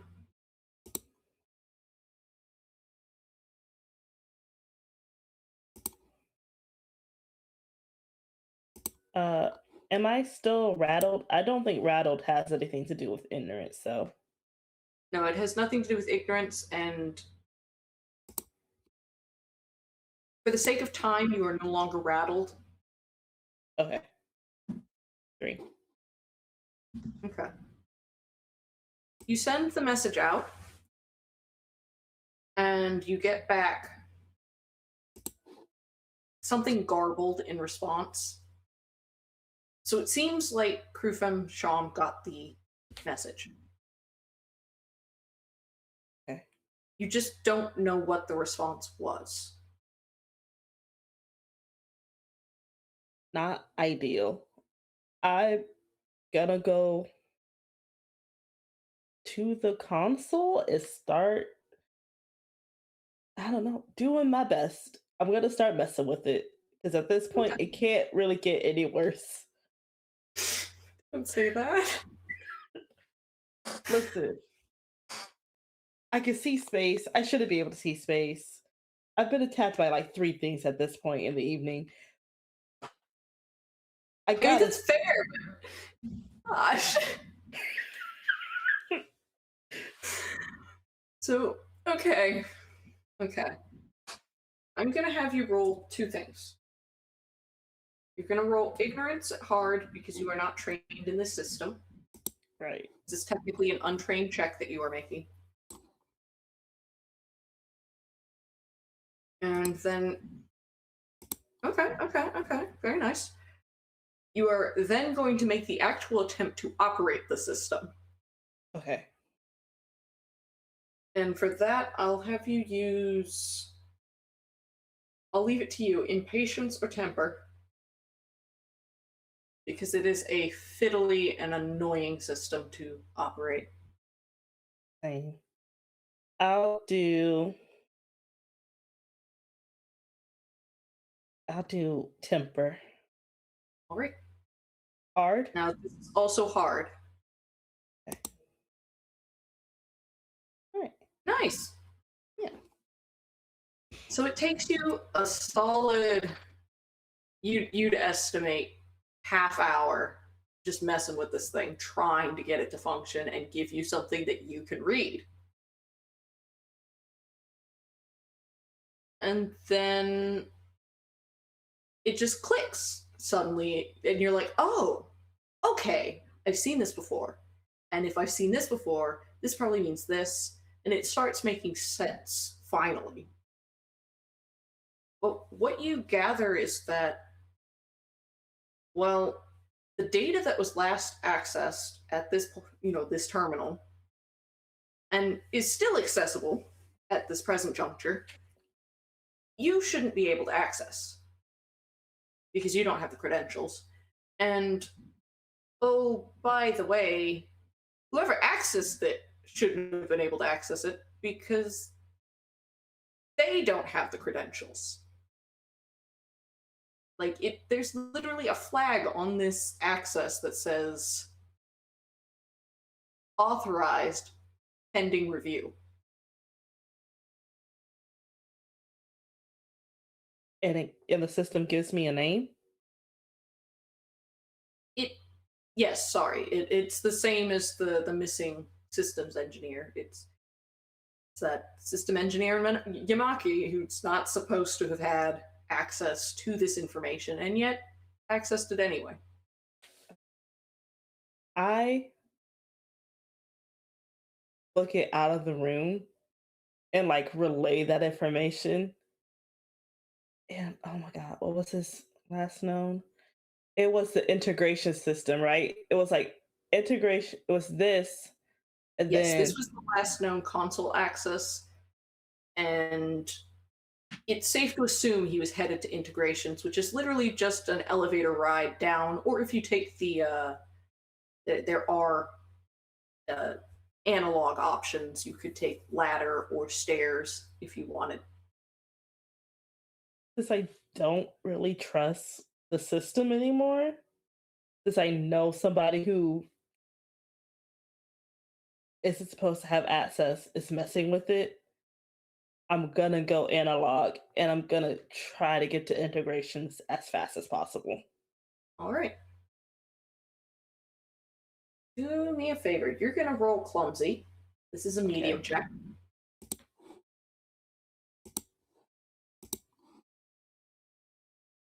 You're also going to draw me a card. Nice. Ouch. I'm gonna use willpower. No, I'm not gonna let that one rock. I can't. That is a good choice. That is a very good choice. Very nice. There we Much go. better. Much better. Ah, could have been critical. So close. So you're heading down this. It's an enclosed ladder, for lack of a better word. It's you. You can brace your back against the one, the cage keeping it in, and make your way down as quick as possible. And honestly, this is probably the fastest you've climbed anything in your life. Like, you're about 3/4 of the way down before you finally start getting response back from Crew Fem Sham. And the response you hear is, are you there? Can you hear me? I just sent out, yeah, yes, I can hear you. Can you hear me? And then like I just start relaying that like Yamake is not supposed to be having access to everything. When you say everything, like, he's supposed to have access to a lot. What do we mean everything? I mean, it looks like he has access to everything. And there's a long silence on that other end as that gets processed.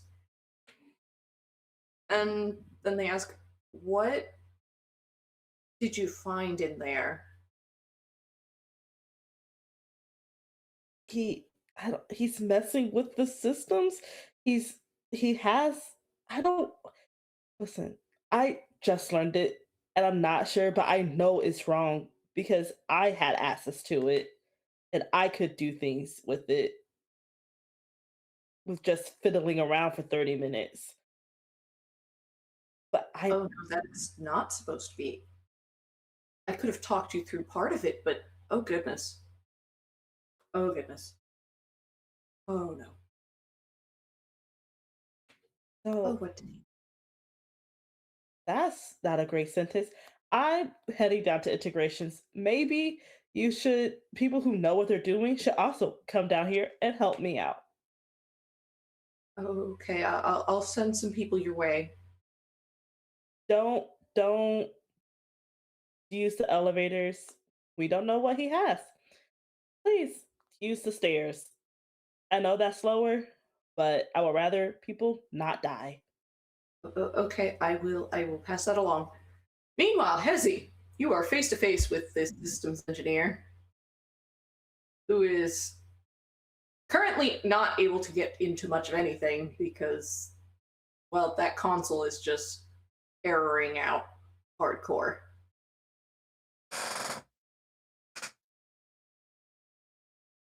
Um,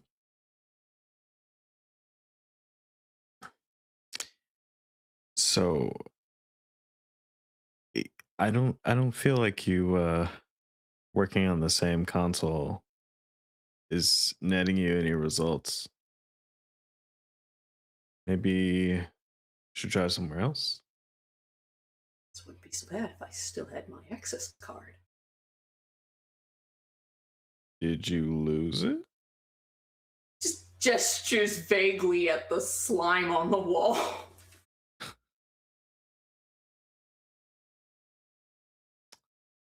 Well, One of I'm my not little digging through idiots that. borrowed it.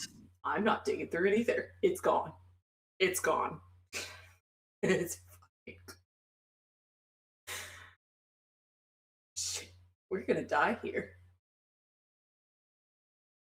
Okay. I mean that's one way to think about it. It doesn't have to be that way. I mean, we could we You've got access. I don't think I do, but I mean I could try. You give it a go. Now, to remind you, you do have some access cards. Like, there are things you do have access to in the system. Maybe Yeah. this is one of them. I mean, it's worth a shot. And if nothing else, maybe you can find a workaround that this guy couldn't. All right. I mean, you Yeah, have any relevant skills?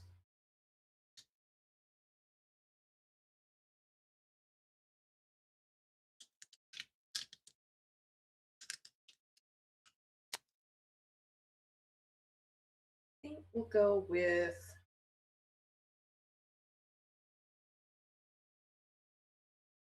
You know what? You do actually have at least a little bit of training in the system. Just to be able to access your logistics and transportation stuff. We will be making.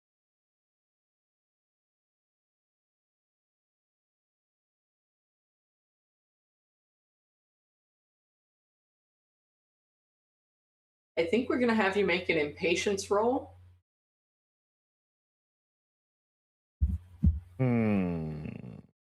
Okay. But I can be convinced for a temper roll.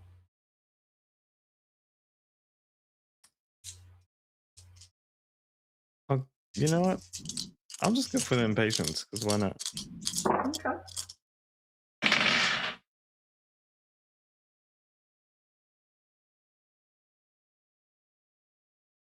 Great. It will give me time to think this over.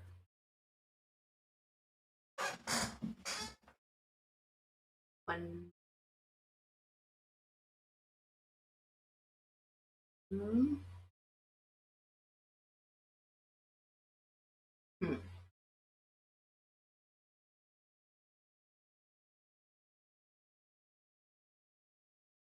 Yeah.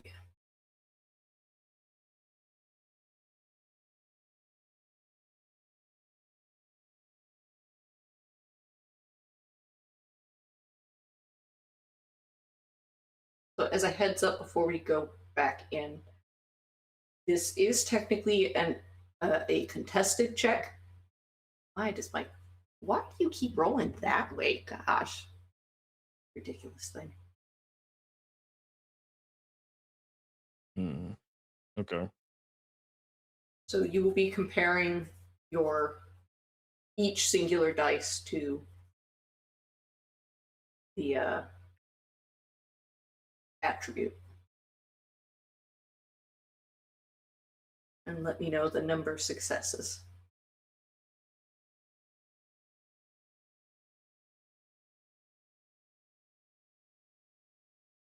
The unfortunate thing is if I had just gone with temper, I would have succeeded.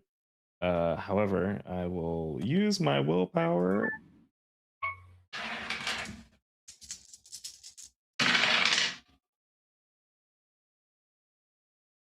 That is worse. Yeah, that's just 3 failures. Ah. Well, what you find out is the following. You should have access to what you are trying to access. You should have that. And just as you're about to get in, your credentials are your credentials. Like, that should be the same throughout. And then you get an error message. And another error message. And this series of messages starts pinging at a particular pattern. And would Hesney be familiar with Morse code?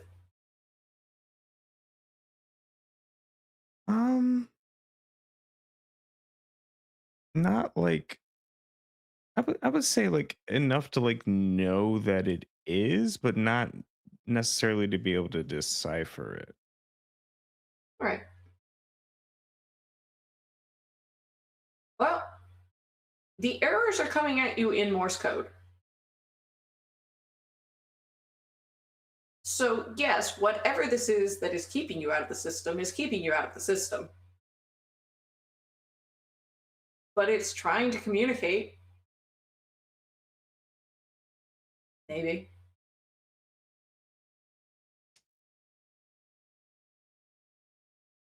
Would you happen to know Morse code? Oh,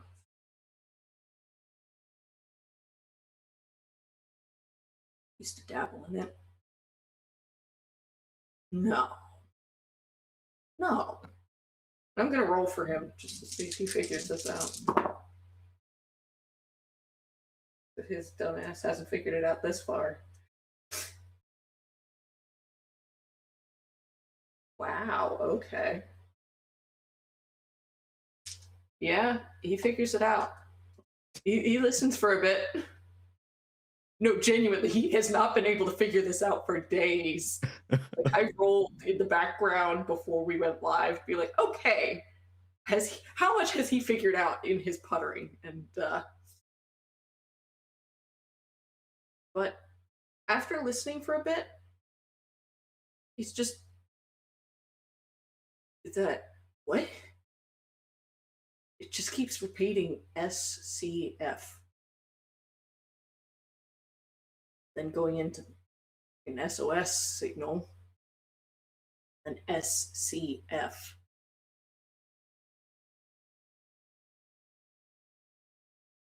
I don't know what that.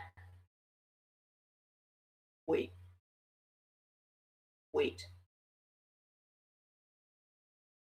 We're hopping back to Connie.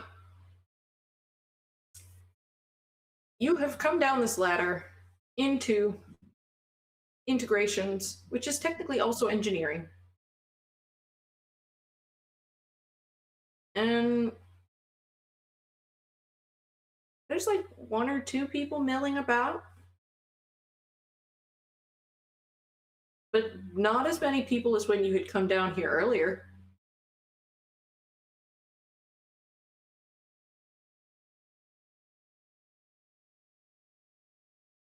Are they the same like everybody else, not acknowledging me? I mean, no, they look at you and they just kind of, nod or whatever, but they don't really seem to register that you're not supposed to be here. Okay. Then I just make my way to the server or integration, like just try to get to my goal. And well, as you're on your way there, you do come across a console that is currently erroring out and making a fun pattern as it does so. Huh? I don't know that Connie would be versed in Morse code. No. Yeah, there's a console glitching out over here. I'm gonna use the walkie and just kind of be like, the console is making weird beeps. What do I do?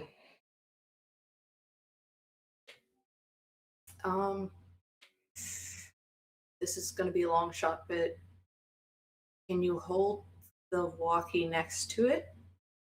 Yeah, I can pick up what it's doing. And he will do so. This is a long shot. Because when you nope, that didn't work. It's when you record sound over from a speaker over another. Yeah. Yeah. No, that's just that I don't know what that is. If I tell you, because it sounds like Morse code. So if I tell you it, I know Morse code. Yeah. then I'll start really the like dots and dashes. Like I think like passing knowledge, but not enough to like decode anything. Enough to just be like, oh, that's Morse code. That's cool.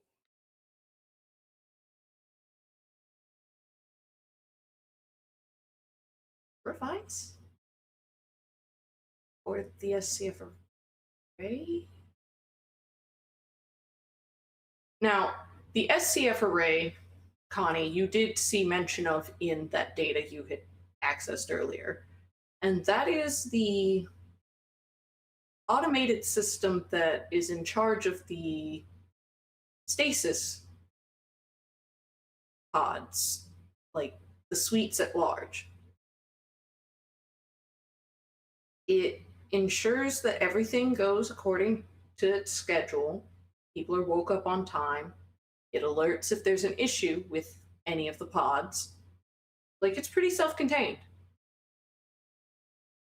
And it technically runs separate from hospice. It's not part of her ability to interact with normally.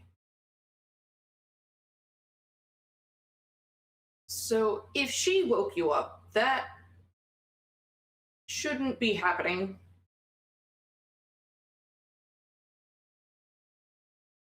And why? And why? And another hour has passed, so I'm going to have you both draw a card.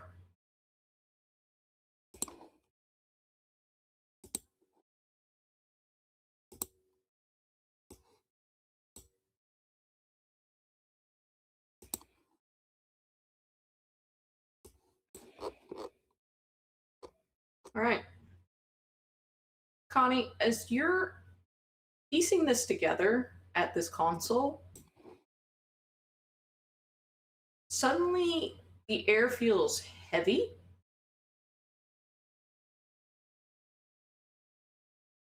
And you are no longer hearing the sound of the people who've been milling about, chit-chatting in their little cubicles. And on the one hand, you do still hear Krufem Sham, distant and a little garbled. But now you also hear the systems engineer who had called down to stasis earlier, and your brother, who incidentally you can now see again, and is also at this console. As your brother literally just appeared out of thin air. Oh. Uh, where did you go? I am not 100% sure. But the ship is messing with us, I'm pretty sure. Yeah, ship's haunted. No, I mean that. Yeah. But like the ship, the AI somehow got access to the pods. It is doing things to people. Like waking them up Like or waking them up. worse? I hope just waking them up. I don't. I fiddled around with this for 30 minutes, and that's the information I got. Why do you? And he points at Yamake. Why do you have so much access to things?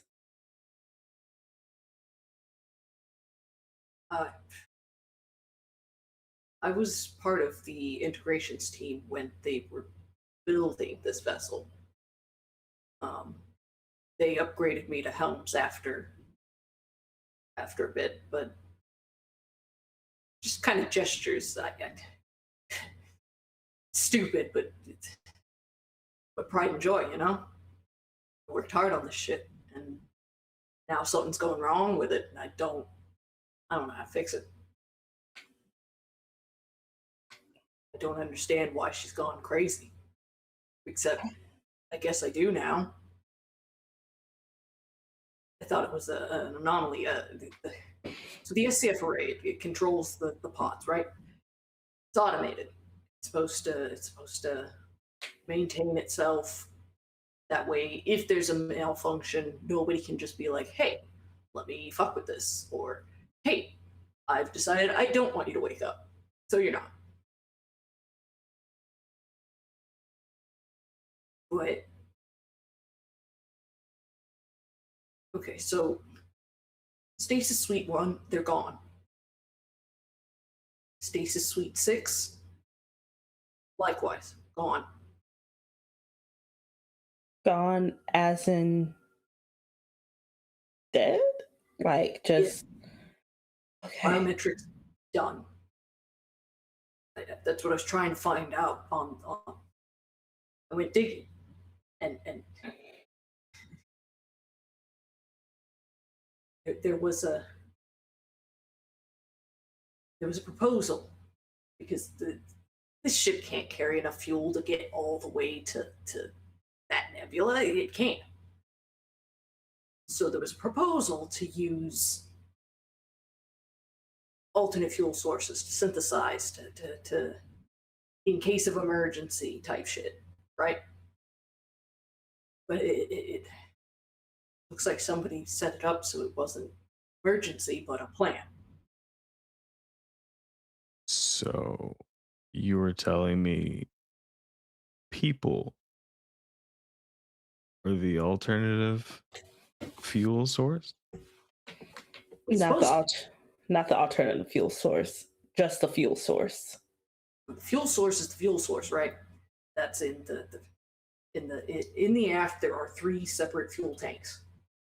They have the fuel that we brought with us. When it runs low, it sends a ping up to integrations of, "Hey, we're running low." Run the synth suite to get it's supposed to take waste product and turn that into fuel. But somebody,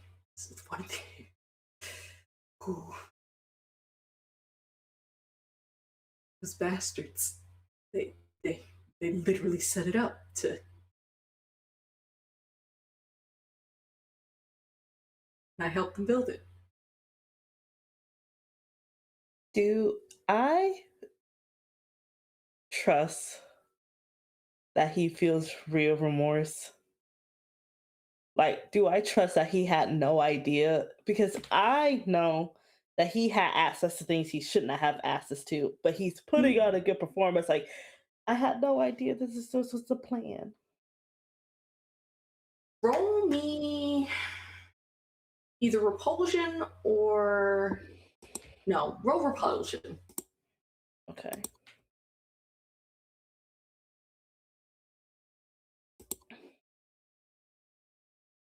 What am I rolling it as? Medium, hard? Oh, for you, this is going to be easy. Oh, okay. Yeah. Yeah. Yeah. No. Whether or not you like him is irrelevant. He does seem genuinely like upset about this turn of events. Okay. All right. We have to find either we shut the AI down and then we just before it could kill anyone else, which seems like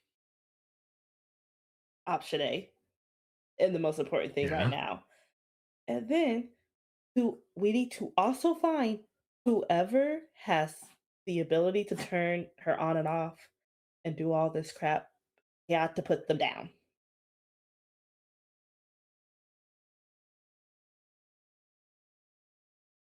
Or So- we're all just dead. So We're all before, just about to die. Auspice doesn't have access to the SCF array. Yes, she does. She's access to 3 kinds of override. All of them emergency. One of them is to wake people up. One of them is to literally all call alert to medical. And the third is, well, if called, she can put a singular pod to sleep with the proper authorizations. She can't shunt an entire suite. That's all the SCF array. That's all it covers is stasis suites. And apparently the synthesis override. But what I saw, unless I was reading it wrong, is that she has access to SCF.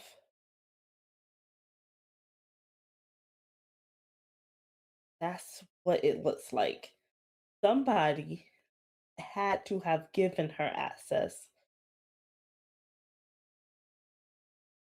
Or this was, I doubt it was the plan all along, because I don't know why I would be awake. I should have been fuel.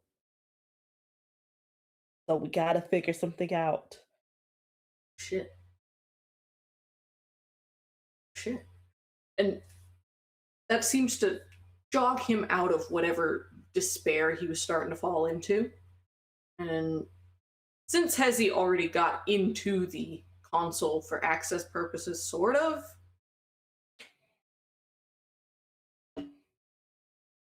he starts making attempts to get in, knowing full well it will throw an error, and instead sending out Morse code himself.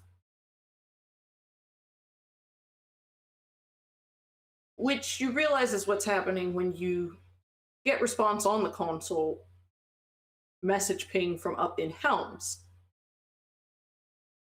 So Crewfem Sham can at least get message access through to this console. And the message is,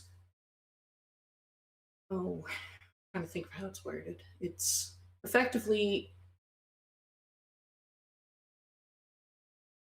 stand by, sending feed now.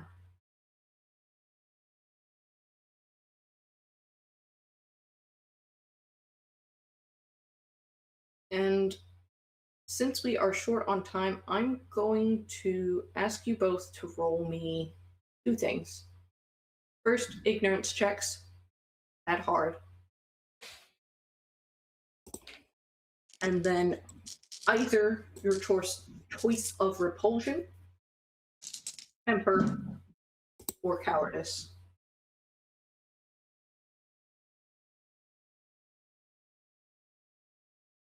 And I'm going to ask you both 1 question.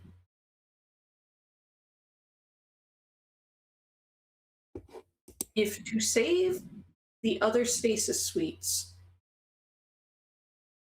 you had to doom a single suite, would you? And if so, whose?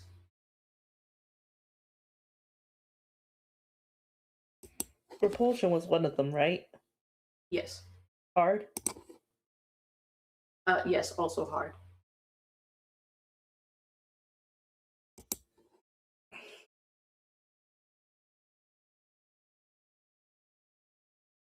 All right. Those rolls are good enough where you are able to deduce what the conversation happening is, even though you don't know Morse code. The systems engineer is considering shutting off the SCF array entirely, disabling it so it cannot continue to make fuel from the pods. Or rerouting its protocols such that instead of using the outer stasis units, it will use the VIP suites, where all of the people who commissioned this vessel in the first place are safely stored.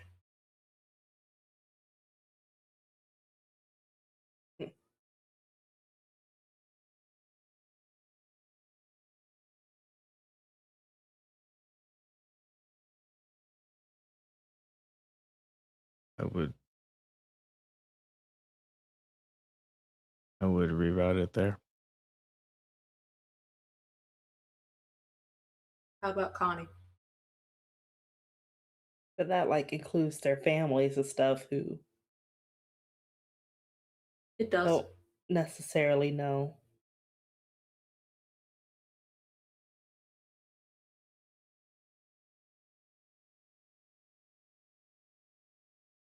I think it's the lesser of two evils. I think that's what.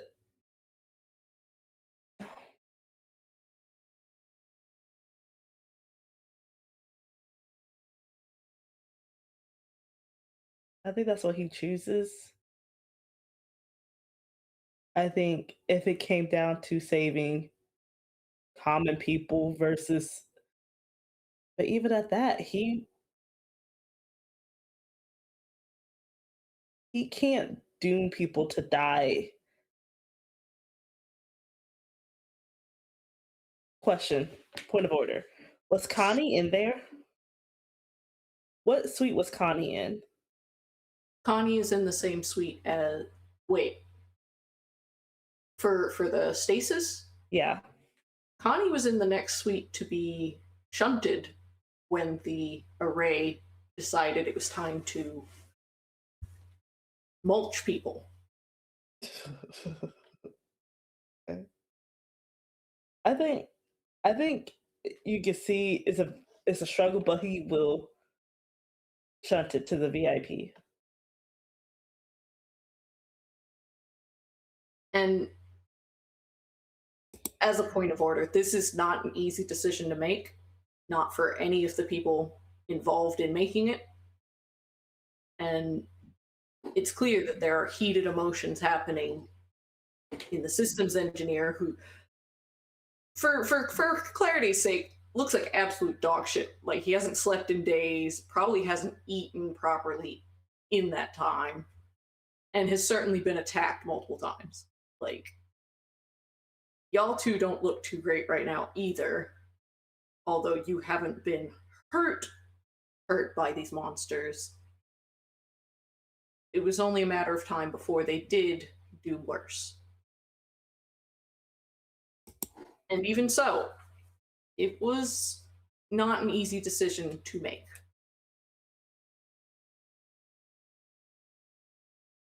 And as the system is set to do so,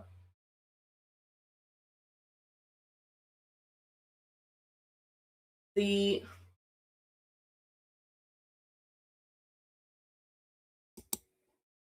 the back of your awareness throughout this entire thing, a single sound had been growing louder and louder and less easy to ignore. A sort of screeching, wailing, warbling drone in the background.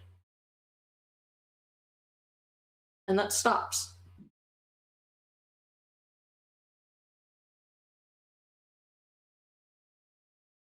And the engine room is again full of sound, full of normal sound, the quiet hum of operation.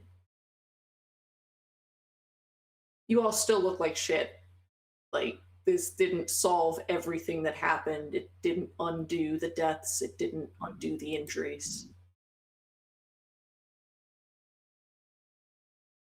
But whatever it did do, the vessel is no longer haunted by whatever brought it to the point of that much pain. And that is where we end tonight's session. Thank you both very much for agreeing to play. I hope I was able to give you a story that was satisfying. Y'all performed admirably. You also survived and found the optimal solution, which I did not expect to happen at all.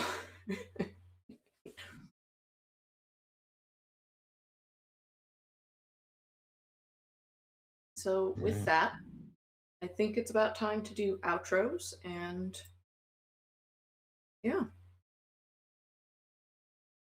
I've been Lex.